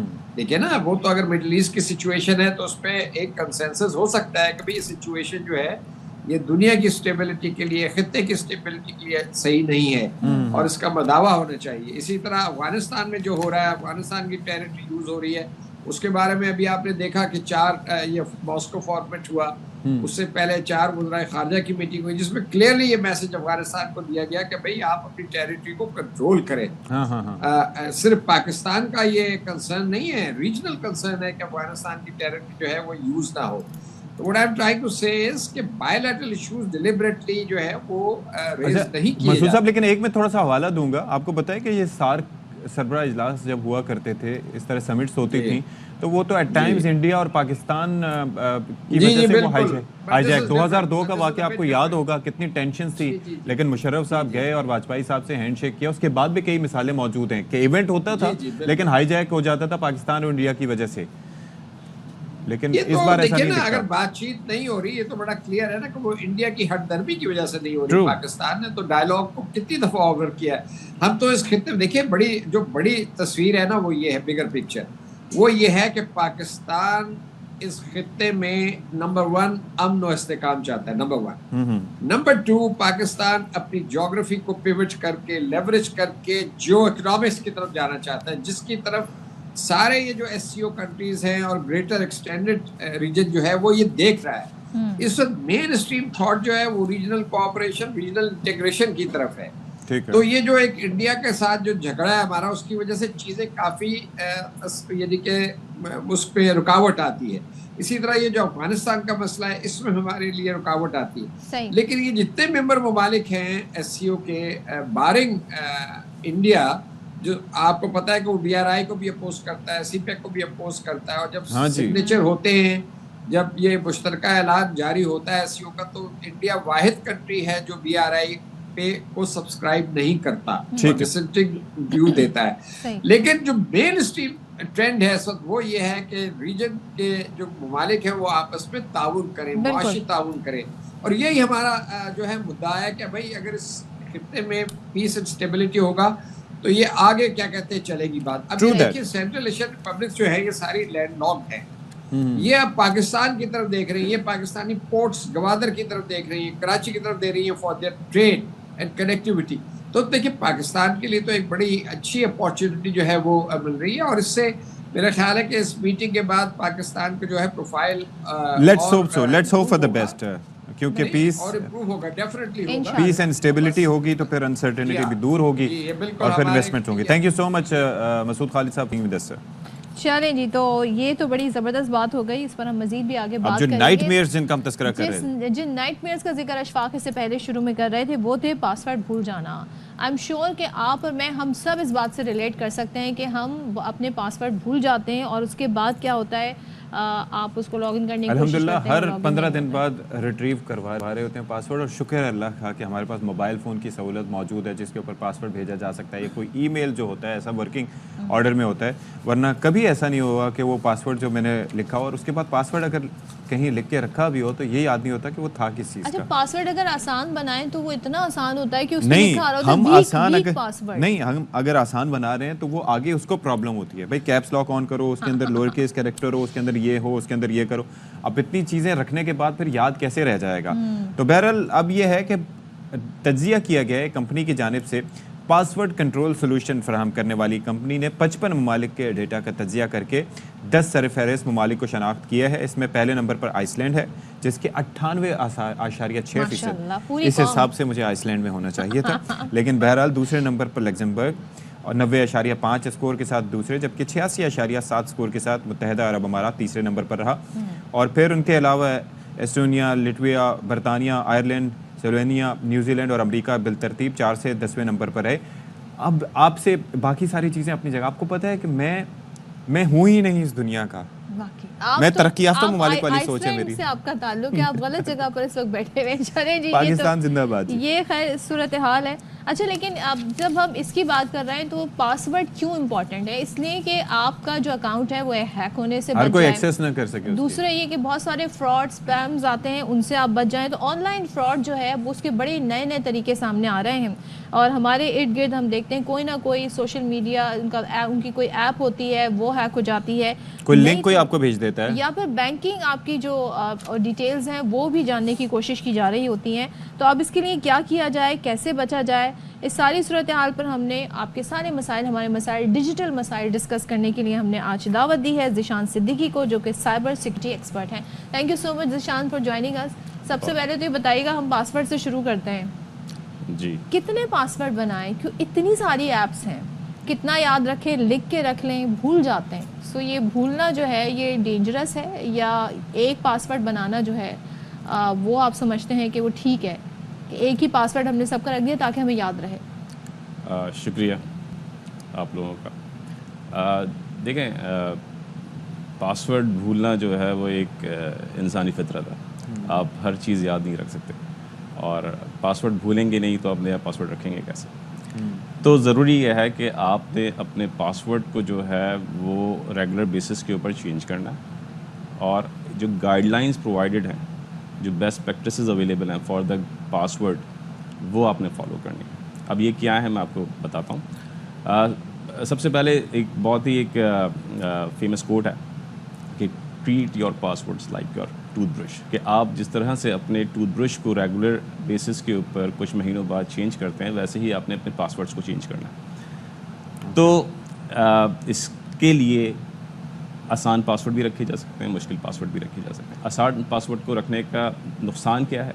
उसका नुकसान जैसे अभी सदफ ने बताया कि आसान पासवर्ड को हम जब रखते हैं तो वो कोई आसानी से गेस कर सकता है, और आजकल टेक्नोलॉजी इतनी इवॉल्व कर रही है कि पासवर्ड्स को क्रैक करने के लिए बहुत सारे टूल्स मौजूद हैं। अच्छा, अगर लेट सपोज आपने कोई डिक्शनरी का वर्ड रख लिया है, तो आपके पासवर्ड्स के अगेंस्ट में डिक्शनरी अटैक हो सकते हैं। ठीक है, आपके पासवर्ड को गैस करने के लिए number of different type of attacks like brute force attacks हो सकते हैं।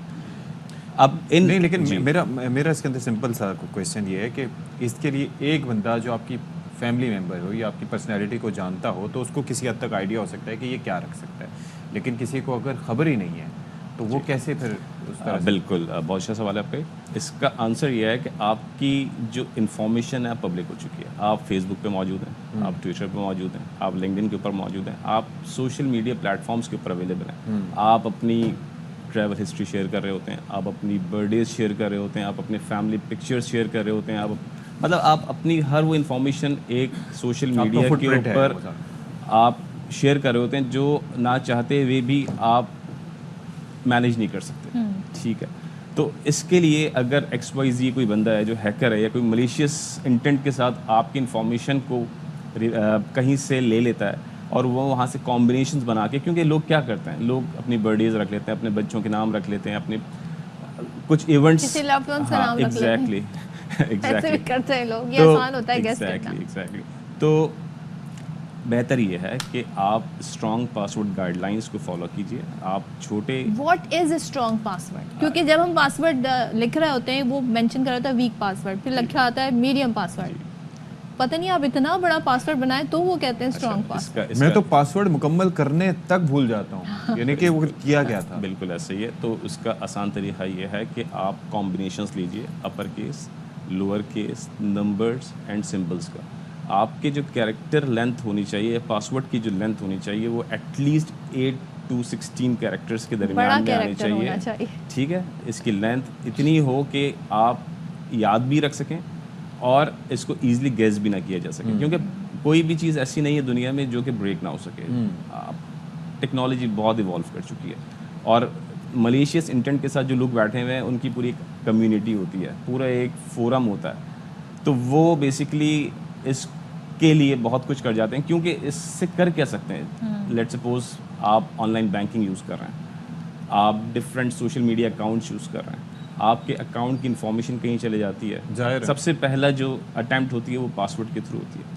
सबसे पहले किसी भी अकाउंट को लॉगिन करने के लिए आपका पासवर्ड चाहिए होता है। तो ये जो लेयर्स ऑफ सिक्योरिटीज़ होती हैं, जैसे आप फ़र्ज़ करें जीमेल के थ्रू आपने कोई अकाउंट बनाया है किसी ऐप का, इस पे आ जाता है कि कोई आपका पासवर्ड चेंज करने की कोशिश कर रहा है, सो ये यूज़फुल होती हैं? बिल्कुल, आपको ये तमाम चेक्स इनेबल करने की ज़रूरत है। आपको अपने, इसको हम क्या कहते हैं, 2 फैक्टर ऑथेंटिकेशन भी कहते हैं, कि आपने एक फैक्टर दिया हुआ है कि आपका ईमेल एड्रेस जो है दूसरा, उसके ऊपर कुछ कोड आएगा और फ़ोन नंबर पे, बिल्कुल, या फ़ोन नंबर के ऊपर आपका कोई मैसेज आएगा, तो آپ کے پاس اب ہم اگر ایک ایگزامپل لے لیتے ہیں آن لائن بینکنگ کی، کیونکہ موسٹلی اب بینکنگ جو ہے وہ انٹرنیٹ بینکنگ کے تھرو یا موبائل اپلیکیشنس کے تھرو ہو رہی ہے. آپ اپنے بینک کی ڈیٹیلز آپ کے فنگر ٹپس پہ موجود ہیں، آپ کو اب برانچ جانے کی ضرورت نہیں ہے. پہلے کیا ہوتا تھا، آپ برانچ جاتے تھے، آپ کی چیک بک ہوتی تھی، کوئی آپ کے سگنیچرس کو کاؤنٹر فیٹ کر لیتا تھا، تو اس طرح کے فراڈز ہوتے تھے. اب آن لائن بینکنگ کے اوپر اگر ہم آ جاتے ہیں، جس طرح سے ڈیجیٹل ٹرانسفارمیشن ہو رہی ہے ویسے ویسے رسک جو ہیں بڑھ رہے ہیں، سائبر رسک جو ہیں ایوالو کر رہے ہیں. تو آن لائن بینکنگ میں کیا ہے کہ آپ نے سب سے پہلے اپنا ایک پاسورڈ رکھا، اس کے بعد آپ جب کوئی ٹرانزیکشن کرنے کے لیے جاتے ہیں تو آپ کے پاس ایک او ٹی پی آتا ہے جس کو ون ٹائم پاسورڈ کہتے ہیں، جو کہ ہر دفعہ یونیک ہوتا ہے. تو یہ بینک آپ کو او ٹی پی بھیجتا ہے. اب آج کل جو آن لائن فراڈس کے طریقے ہیں اس کے اندر کیا ہے کہ کوئی آپ کو کال کر رہا ہے، آپ سے آپ کی ذاتی معلومات لے رہا ہے، یا آپ کو کوئی ای میل آ رہی ہے جس میں فشنگ کے لنکس ہیں. فشنگ بیسکلی ایک بز ورڈ ہے، اور اس کے اندر کیا ہے کہ کچھ لنکس آتے ہیں اور ان لنکس کو آپ جب کلک کرتے ہیں تو آپ کی جو پرسنل انفارمیشن یا فائنینشیل انفارمیشن اس فارم میں مانگی جا رہی ہے وہ آپ وہاں پہ سبمٹ کرتے ہیں اور اس کو فراڈسٹرز جو ہیں مس یوز کرتے ہیں.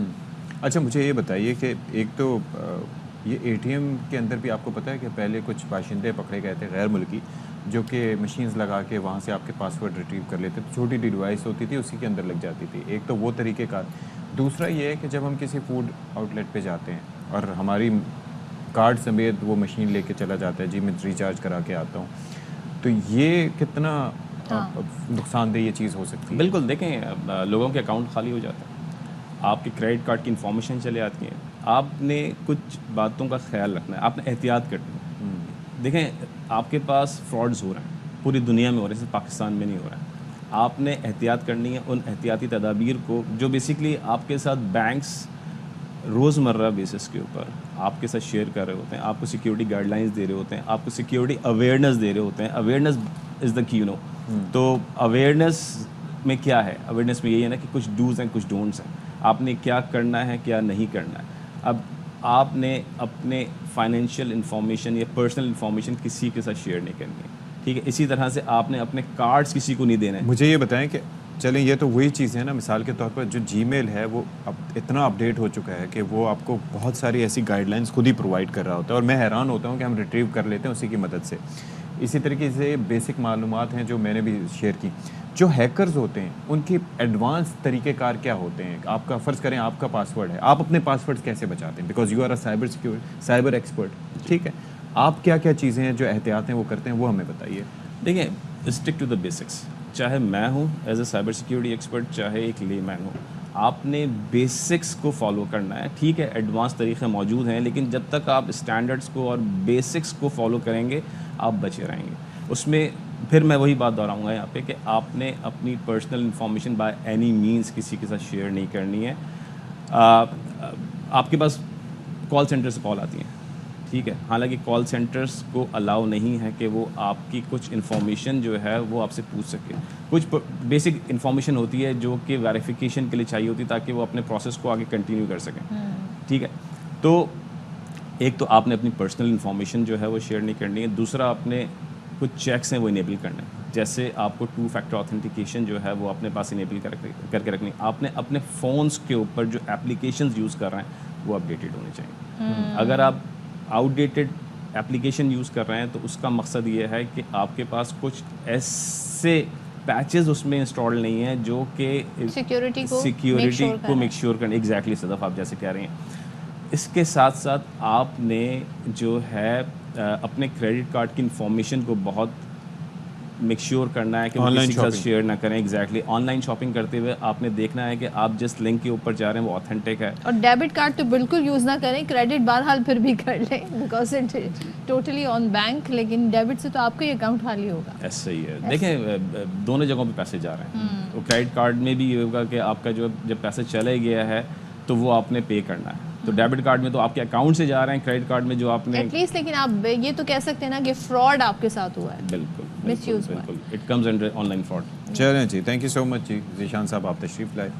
اور کوئی خبر ہے آپ کے پاس؟ جی ہاں، اپڈیٹس ہیں وہ شیئر کر لیتے ہیں. اور وہ یہ ہے کہ سندھ ہائی کورٹ نے مجوزہ آئینی ترامیم کے خلاف وکلا کی درخواست کو مسترد کر دیا ہے، اور عدالت کے حوالے سے ریمارکس بھی سامنے آئے ہیں.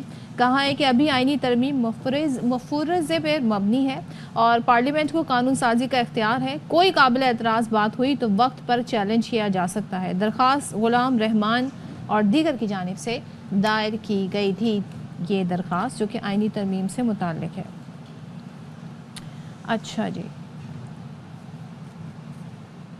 اور ایک اور اپڈیٹ ہے وہ شیئر کر لیتے ہیں. بنو کے علاقہ ہے منڈی بکاخیل میں دہشت گردوں کی فائرنگ, وہاں پر پولیس ہیڈ کانسٹیبل شہید ہو گئے. تو عرفان خٹک ہمارے ساتھ ہیں. احسان خٹک جی احسان بتائیے گا اس سے متعلق. اشفاق, بالکل یہ آج صبح تانہ بکاخیل کی حدود میں یہ واقعہ رونما ہوا ہے. منڈی بکاخیل کا علاقہ ہے جو چھوٹا سا بازار ہے جہاں پر لوگ سودا سلف کے لیے جاتے ہیں. تو پولیس اہلکار شائستہان کے بارے میں بھی یہی بتایا جا رہا ہے کہ وہ نشتے کے لیے سامان لے کے جا رہا تھا پولیس اسٹیشن کے, جہاں پر نامعلوم دہشت گرد جو تھے موٹر سائیکل سوار, انہوں نے ان کو نشانہ بنایا ہے اور ان کو فائرنگ کر کے شہید کر دیا ہے. یہ بھی بتاتے چلوں کہ پولیس نفری جو ہیں وہ سرچ آپریشن کر رہی ہے اور جگہ جگہ پر ناکہ بندیاں بھی لگائی گئی ہیں, لیکن تاحال کسی قسم کی گرفتاری سامنے نہیں آ سکی ہے. یہ بھی معلوم ہوا ہے کہ پولیس اہلکار جن کو شہید کیا گیا ہے ان کا اسلحہ جو ہے وہ بھی دہشت گرد اپنے ساتھ لے گئے ہیں. جی بہت شکریہ آپ کا احسان. ایک بریک لیتے ہیں, بریک لے رہے ہیں, بریک کے بعد آتے ہیں واپس.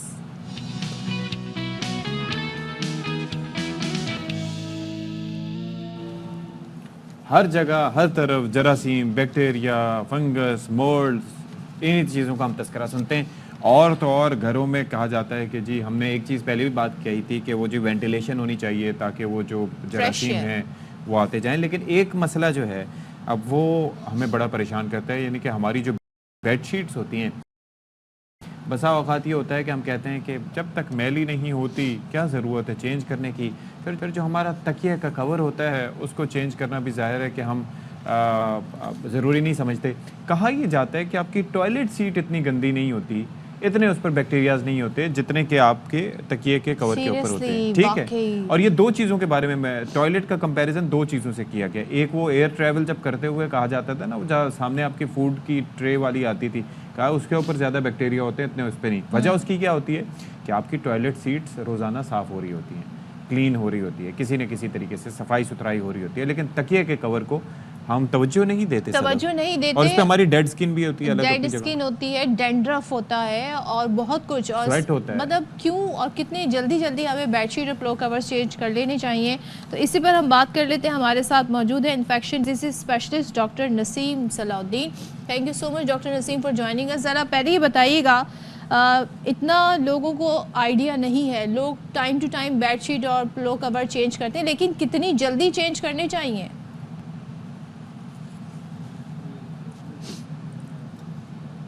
جی ڈاکٹر نسیم, آپ ہمیں سن سکتے ہیں؟ السلام علیکم ڈاکٹر صاحبہ.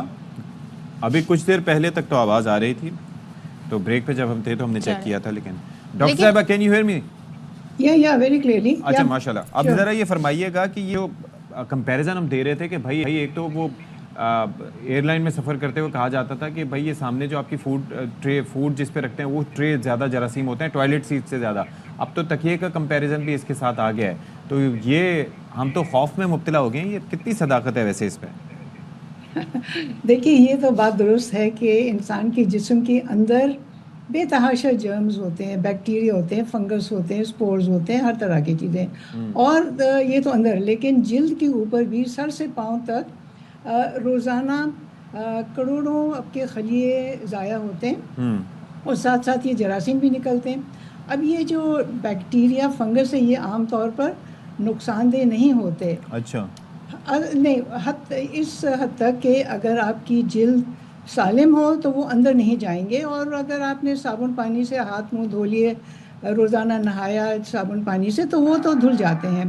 ہاں, خطرہ اس صورت میں ہوتا ہے جب کہ ان میں سے اگر کوئی ہارمفل بیکٹیریا یعنی کہ نقصان دہ بیکٹیریا جیسے اسٹیفلوکاکس ہوتا ہے, سوڈوموناس ہوتا ہے, وغیرہ وغیرہ, تو وہ اگر کسی کے جلد میں خراش ہو یا بہت زیادہ خشک جلد ہو جس میں کریکس پڑ جاتے ہیں, اس صورت میں یہ جرمز اندر چلے جاتے ہیں اور پھر اسے स्किन के इन्फेक्शंस हो सकते हैं। डॉक्टर साहिबा, ये आपकी हाथों से लग के आपकी नोस्ट्रल और ज़ाहिर है आपकी आंखों में भी अगर आप हाथ टच कर लें तो ये उसके थ्रू आपको नुकसान नहीं पहुंचा सकते क्या? ज़रूर पहुंचा सकता है अगर वो हार्मफुल बैक्टीरिया हो, जिनके नाम मैंने 2-3 लिए। लेकिन अगर आप, इसीलिए तो हम हमेशा ये एक ताकीद करते हैं, लोगों को कहते हैं कि खाने से पहले, बाथरूम के बाद और वक्तन हाथ धोया करें। और आपको याद होगा कि कोविड के ज़माने में तो हर थोड़ी देर से वो हैंड वॉश कर लेते हैं। तो ये हाथ की सफाई रखना बहुत ज़रूरी है। अच्छा। अब आप तो सिर्फ बिस्तर और तकिए उसकी बात कर रहे हैं या उसमें एयरलाइन में, लेकिन हम हर वक्त कभी कोई सोफे पे बैठा है, कुर्सी है, खाने का टेबल है, वगैरह वगैरह, कितनी चीज़ों पे हमारे हाथ और हमारे बदन लगते हैं। इवन हमारा मोबाइल फ़ोन भी जी। आपका ये कीबोर्ड है, हर चीज़ को जहाँ हाथ लगाएं तो ख़तरा होता है। लेकिन उसको साफ, इसीलिए तो हम कहते हैं ना, बदन की सफाई, जिस्म की सफाई, माहौल की सफाई, ये बहुत ज़रूरी है। हाँ, आपने ठीक कहा कि वो चादरें, ये नहीं कि महीनों तक, जब तक कि उस पर मैल ना नज़र आए तो आप साफ़ ना करें। ज़ाहिर है वो भी तो सफाई रखनी होती है, और सफाई हर सूरत में, हर पहलू में आपको ये सफाई रखना ज़रूरी है। मुझे ये बताइएगा कि ये जैसे हम डिसइंफेक्टेंट्स यूज़ करते हैं, सरफेस के भी होते हैं, बाकी चीज़ों के भी होते हैं, और आपने जहाँ पर हवाला दिया उसमें एक और चीज़ ऐड करूँगा।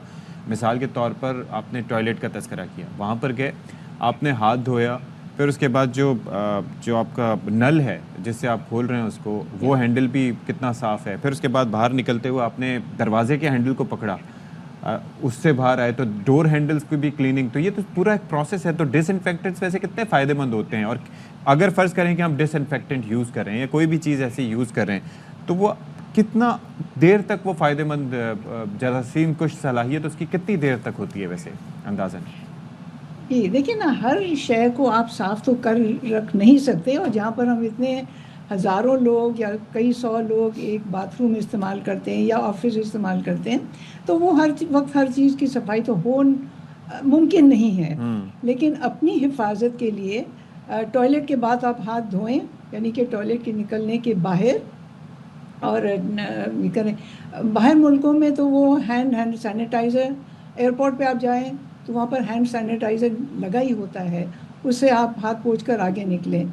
लेकिन ये मुमकिन नहीं है कि हर शय को आप स्टेरिलाइज़ करें। True. और जो आप पूछ रहे हैं ना कि ये हैंड सैनिटाइज़र या डिसइंफेक्टेंट, उसकी कितनी देर तक उसका एफिकेसी है, जब तक कि वो खुश्क हो जाता है और थोड़ी देर रहता है तो वो ठीक है। और ये डिसइंफेक्टेंट्स बहुत सारे DDT वगैरह, वो तो नहीं, लेकिन क्लोरीन से भी ये रेजिस्टेंट हो जाते हैं आहिस्ता आहिस्ता वक्त के साथ। हाँ, एक और चीज़ आपने जिक्र किया कि बिस्तर और हर शय पे फंगस, फफूंदी लगी होती है, वो भी हाथों पे लगकर मुंह में जाके, खैर आम इंसान पे वो नुकसान नहीं होता, लेकिन अगर किसी की सेहत नाजुक है, स्टेरॉयड ले रहे हैं, कीमोथेरेपी ले रहे हैं, तो ये फंगस उनके अंदर जाकर नुकसान पहुंच सकता है। लेकिन आम इंसान में भी अगर कमरे में फंगस बहुत लगा हो, यानी कि अपनी दीवारों पे, रेफ्रिजरेटर, एयर कंडीशनर, पंखों पे, उस पे, तो वो सांस की नाली में जाकर उसे सांस की एलर्जी हो सकती है, एस्मा, तो ये भी ख़तरा है। तो कहने का मतलब ये कि हर चीज़ को, अपने माहौल को, अपने बदन को, अपने घर को, हर सफाई रखें, हर तरह। और साबुन इज़ द बेस्ट डिसइंफेक्टेंट, ये मान लीजिए। ये तो हमने कोविड में भी एक्सपीरियंस किया था। Thank you, thank you so much doctor Naseem हमारे साथ ही। और सबसे ज़्यादा जो गंदा होता है ना, वो आपका पिलो कवर होता है, क्योंकि ज़ाहिर है जितना सीबम आपके बालों में आ रहा है, जितना, और जो लोग ऑयल लगा के सोते हैं, इमेजिन करें कि आपका जो पिलो केस है वो कैसा हो गया होगा। वैसे वो ऑयल जिस तरह का होता होगा उससे वो मर नहीं जाते होंगे जरासीम, लेकिन वो ऑयल के स्टेन तो रह जाता है ना। हाँ, जरासीम तो मर जाते होंगे। आई डोंट नो जरासीम रहते हैं कि नहीं, लेकिन ऑयल को वॉश करना ज़रूरी होता है, 2-2 दिन ना लगा के रखें ऑयल। चलें जी, ब्रेक लेते हैं, ब्रेक के बाद वापस आते हैं।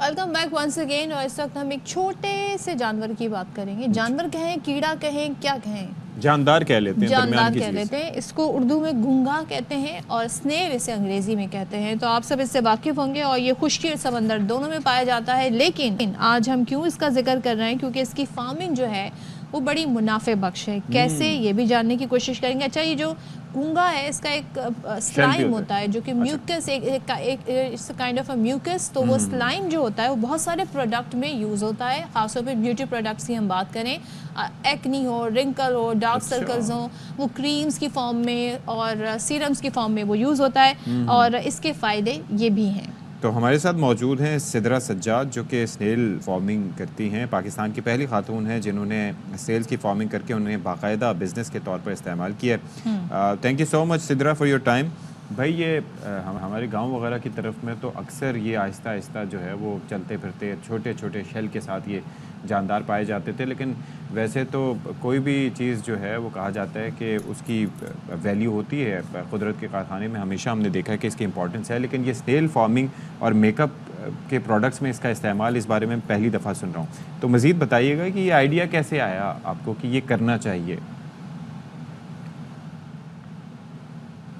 سب سے پہلے تو بہت بہت شکریہ آپ لوگوں نے مجھے اپنے شو میں انوائٹ کیا. اور دوسرا یہ تھا کہ سنیل فارمنگ کا آغاز میں نے قریباً 3 سال پہلے کیا تھا. ایک آرٹیکل تھا، وہ میں نے اس کو پڑھا اور اس کی افادیت کے بارے میں نے جانا. اور اس کے بعد میں نے دیکھا کہ ہمارے علاقے میں یہ سنیل بہت زیادہ پائی جاتی ہے. پھر میں نے اس کے لیب ٹیسٹ وغیرہ کروائے، اس کے ایکسٹریکشن کے طریقوں پہ میں نے اس کا کام کیا، بیکٹیریل ٹیسٹ وغیرہ باقی چیزوں کو ساتھ میں کرتے کرتے جو ہے فائنلی اس سال میں ہم لوگوں نے اپنا یہ والا پروجیکٹ جو ہے مکمل کیا. اچھا سدرا، یہ جو ہم اس کی پوری گلوبل انڈسٹری کی اگر بات کریں، خاص طور پہ ایشین سائڈ کی بات کریں، کوریا میں اس طرح کے پروڈکٹ بہت یوز ہوتے ہیں اور سنیل کی جو یہ سلائم سے جو بنائے جاتے ہیں پروڈکٹ، دنیا میں جو انڈسٹری ہے وہ $4 ارب کی ہے. تو پاکستان میں بھی اس سے کافی زر مبادلہ کمایا جا سکتا ہے. تو کیا آپ کس طرح کے فارمنگ کر کے آپ کا کیا اچیو کرنا چاہتی ہیں؟ یہ پروڈکٹ بنائے جائیں، زر مبادلہ کمائے جائے، واٹ از یور ایم؟ جی بالکل، سنیل سلائم کی افادیت کے بارے میں تو سب جانتے ہیں اور دنیا میں اس کی ایک بہت بڑی مارکیٹ ہے اسکن کیئر میں. اور قریباً $4 بلین جہاں تک ہم لوگوں نے اس کو دیکھا ہے تو اس کی یہ انڈسٹری ہے. اور میرا جو گول ہے، میں یہ چاہ رہی ہوں، ایک تو سنیل سلائم کو میں نے ایز اے بزنس ماڈل کے طور پہ اپنایا تھا. اچھا. اور اس وقت میں اور میری کمپنی جو ہے وہ مختلف کمپنیز کے ساتھ ان کو سیرم اور کریم فارم میں سنیل سلائم پرووائڈ کر رہے ہیں. اچھا. کانٹریکٹ مینوفیکچرنگ پہ.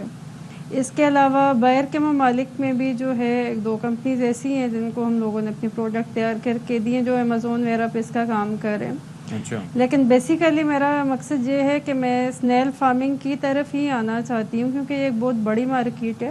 اچھا. در حقیقت مارکیٹ میں ایک بہت بڑا گیپ ہے. ابھی سنیل سلائم کی جتنی ہے ریکوائرمنٹس ہیں، جو اس کی مانگ ہے، اس ساری چیز کو لے کے یہاں پہ پروڈیوس بہت زیادہ کم ہو رہا ہے. اور پاکستان میں تو میں پہلی ہوں جس نے اس کو شروع کیا. مجھ سے قریباً ہزاروں لوگوں نے رابطہ کیا ہے جو کہ سنیل فارمنگ میں آنا چاہتے ہیں. اور میرا گول یہ ہے کہ میں علاقائی سطح پہ لوگوں کو اس میں انوالو کر کے مزید چھوٹی فارمنگ اس کی پہلے ایک تو دیکھیں مین بات یہ ہے کہ اس کی مارکیٹ جو ہے، کیونکہ پاکستانی مارکیٹ میں یہ نیا پروڈکٹ ہے اور اس کو جو بھی اس سے پہلے کام کر رہا تھا تو وہ باہر سے ہی ایکسپورٹ کرواتے رہے.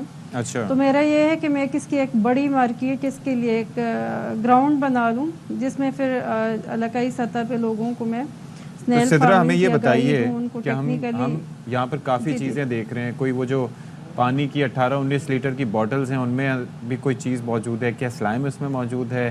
پھر ان کو رکھا کیسے جاتا ہے؟ ان کی خوراک کیا ہوتی ہے؟ طریقہ کار کیا؟ ٹیمپریچر مینٹین کرنا پڑتا ہے ان کے لیے؟ اور یہ لائے کہاں سے جاتے ہیں؟ آپ نے کہیں سے منگوائے تھے یا آس پاس سے ہی ایکوائر کیا ان کو؟ سر یہ سلائم ہی ہے جو ہم لوگوں نے ایکسٹریکٹ کیا ہے. اور اس کو پھر ہم لوگ پراپر پریزرو کرتے ہیں، اس کو ہم لوگ فلٹر وغیرہ کر کے تو اس کے بعد جو ہے سیرم اور کریم میں کرتے ہیں، پورا پروسیجر ہوتا ہے. اچھا اور اسنیل جو ہے ہم لوگ پرچیز کرتے ہیں, ساتھ میں اس کی بریڈنگ بھی کر رہے ہیں, وہ انڈے بھی دیتے ہیں وہاں پہ فارم میں ہی, لیکن ہم لوگ مقامی کمیونٹی سے اس کو پرچیز کرتے ہیں اور اس کے بعد اس میں سے ایکسٹریکٹ کرتے ہیں اس کو. جی اوکے. اچھا, ان کی کوئی خاص نسل ہے یا کسی خاص نسل پہ فوکس ہے, ڈفرینٹ کائنڈز ہیں ان کی؟ دیکھیں یہ ہیلکس سنیل ہے جو ہمارے یہاں کی ہے, وائلڈ سنیل ہے. اس کو ہم لوگ مصنوعی ٹمپریچر میں نہیں رکھ سکتے ہیں, ٹھیک ہے. اگر ہم اس کو, میں نے یہ بھی تجربہ کیا ہے, ہم لوگ اس کا ایک ٹمپریچر ہوتا ہے جو 15 سے 25 کے درمیان رہتا ہے. ہم اس کو اگر مصنوعی ماحول دیتے ہیں تو اس میں یہ اپنی کوالٹی ان کی ڈاؤن ہو جاتی ہے اور اس پہ یہ اچھے طریقے سے سلائم جو ہے وہ اچھی کوالٹی کا پروڈیوس نہیں کرتے ہیں. اچھا. ہماری وائٹ سنیل جو ہے دنیا میں سب سے بیسٹ کوالٹی کی, ابھی تک جو سرٹیفکیٹ انالیسس ہم لوگوں نے اس کے دیکھے ہیں, ریسرچ کیا ہے, پاکستانی سنیل سلائم دنیا میں سب سے بیسٹ کوالٹی کا ہے. اس کے کمپاؤنڈز اور باقی چیزوں کو دیکھ کے, جیسے کہ باہر دیکھ رہے ہیں تو وہاں پہ گلائکولک کی جو مقدار ہے وہ قریباً 1500 تک ہے, اور ہمارے یہاں وہ 5500 ہے اس میں جو پایا جاتا ہے. پھر اس میں ہائلورونک کے باقی کمپاؤنڈز ایلنٹائن ہے وہ سارے بہت زیادہ تعداد میں ہیں, اور باہر والے جو کورین ہے یا ساؤتھ افریقہ کے ہیں یا باقی کنٹریز کے ہیں ان سے زیادہ مقدار میں یہ پایا جاتا ہے ہماری جو سنیل ہے. یعنی کہ بڑی مارکیٹ جو ہے اٹریکٹ ہو سکتی ہے اگر اس پہ فوکس کیا جائے. تھینک یو سو مچ صدرہ ہمارے ساتھ تھی. اور ہیلورونک ایسڈ گلائکولک جس کی وہ بات کر رہے ہیں, یہ وہ پروڈکٹ ہیں جو آج کل بہت زیادہ ٹرینڈی ہیں اور بہت زیادہ ان کا استعمال بھی ہو رہا ہے, اور یہ پروڈکٹ جو ہے ان کی مانگ بہت ہے. بیچارے معصوم سنیلز. لیکن دیکھیں آپ نے خود ہی مینشن کیا تھا کہ نہیں کوئی چیز نکمی زمانے میں, اچھا کوئی برا نہیں, اس کا فائدہ اگر سنیلز کو پہنچتا تو پھر بات تھی نا. ان کی نسل مٹا کے ہم انسان, پرینو انسان, ان سے فائدہ اٹھا کے ان کے سلائم بنا کے اور کر رہے ہیں. ہم تو فائدے پہ فائدے ہی اٹھا رہے ہیں. تو انسان جو ہے وہ ترقی, اسی طرح انسانوں نے ترقی کیا, ایوولوشن پروسیس ایسے ہی ہوا ہے. ایسے ہی ہمارے دوست ایک سمجھتے ہیں کہ اس پروسیس کے بعد وہ زندہ رہتے ہیں سنیلز. اچھا, ہو سکتا ہے ایسا ہو. ہاں ویسے ایسا ہوتا ہے. ایسا ہوتا ہے, صحیح ہوتا ہے. Let's see. اگر ایسا ہے تو پھر وائی ناٹ. پھر انہیں رائلٹی بھی ملنا چاہیے, پھر انہیں اس میں سے فنڈز بھی ملنے چاہیے, کمائی میں سے حصہ بھی ملنا چاہیے. چلیں, اس سے پہلے کہ اشفاق مزید رائلٹی اور فنڈز اور کمائی کی بات کریں, ہم یہاں پر آپ سے اجازت لے رہے ہیں. اللہ حافظ. اللہ حافظ.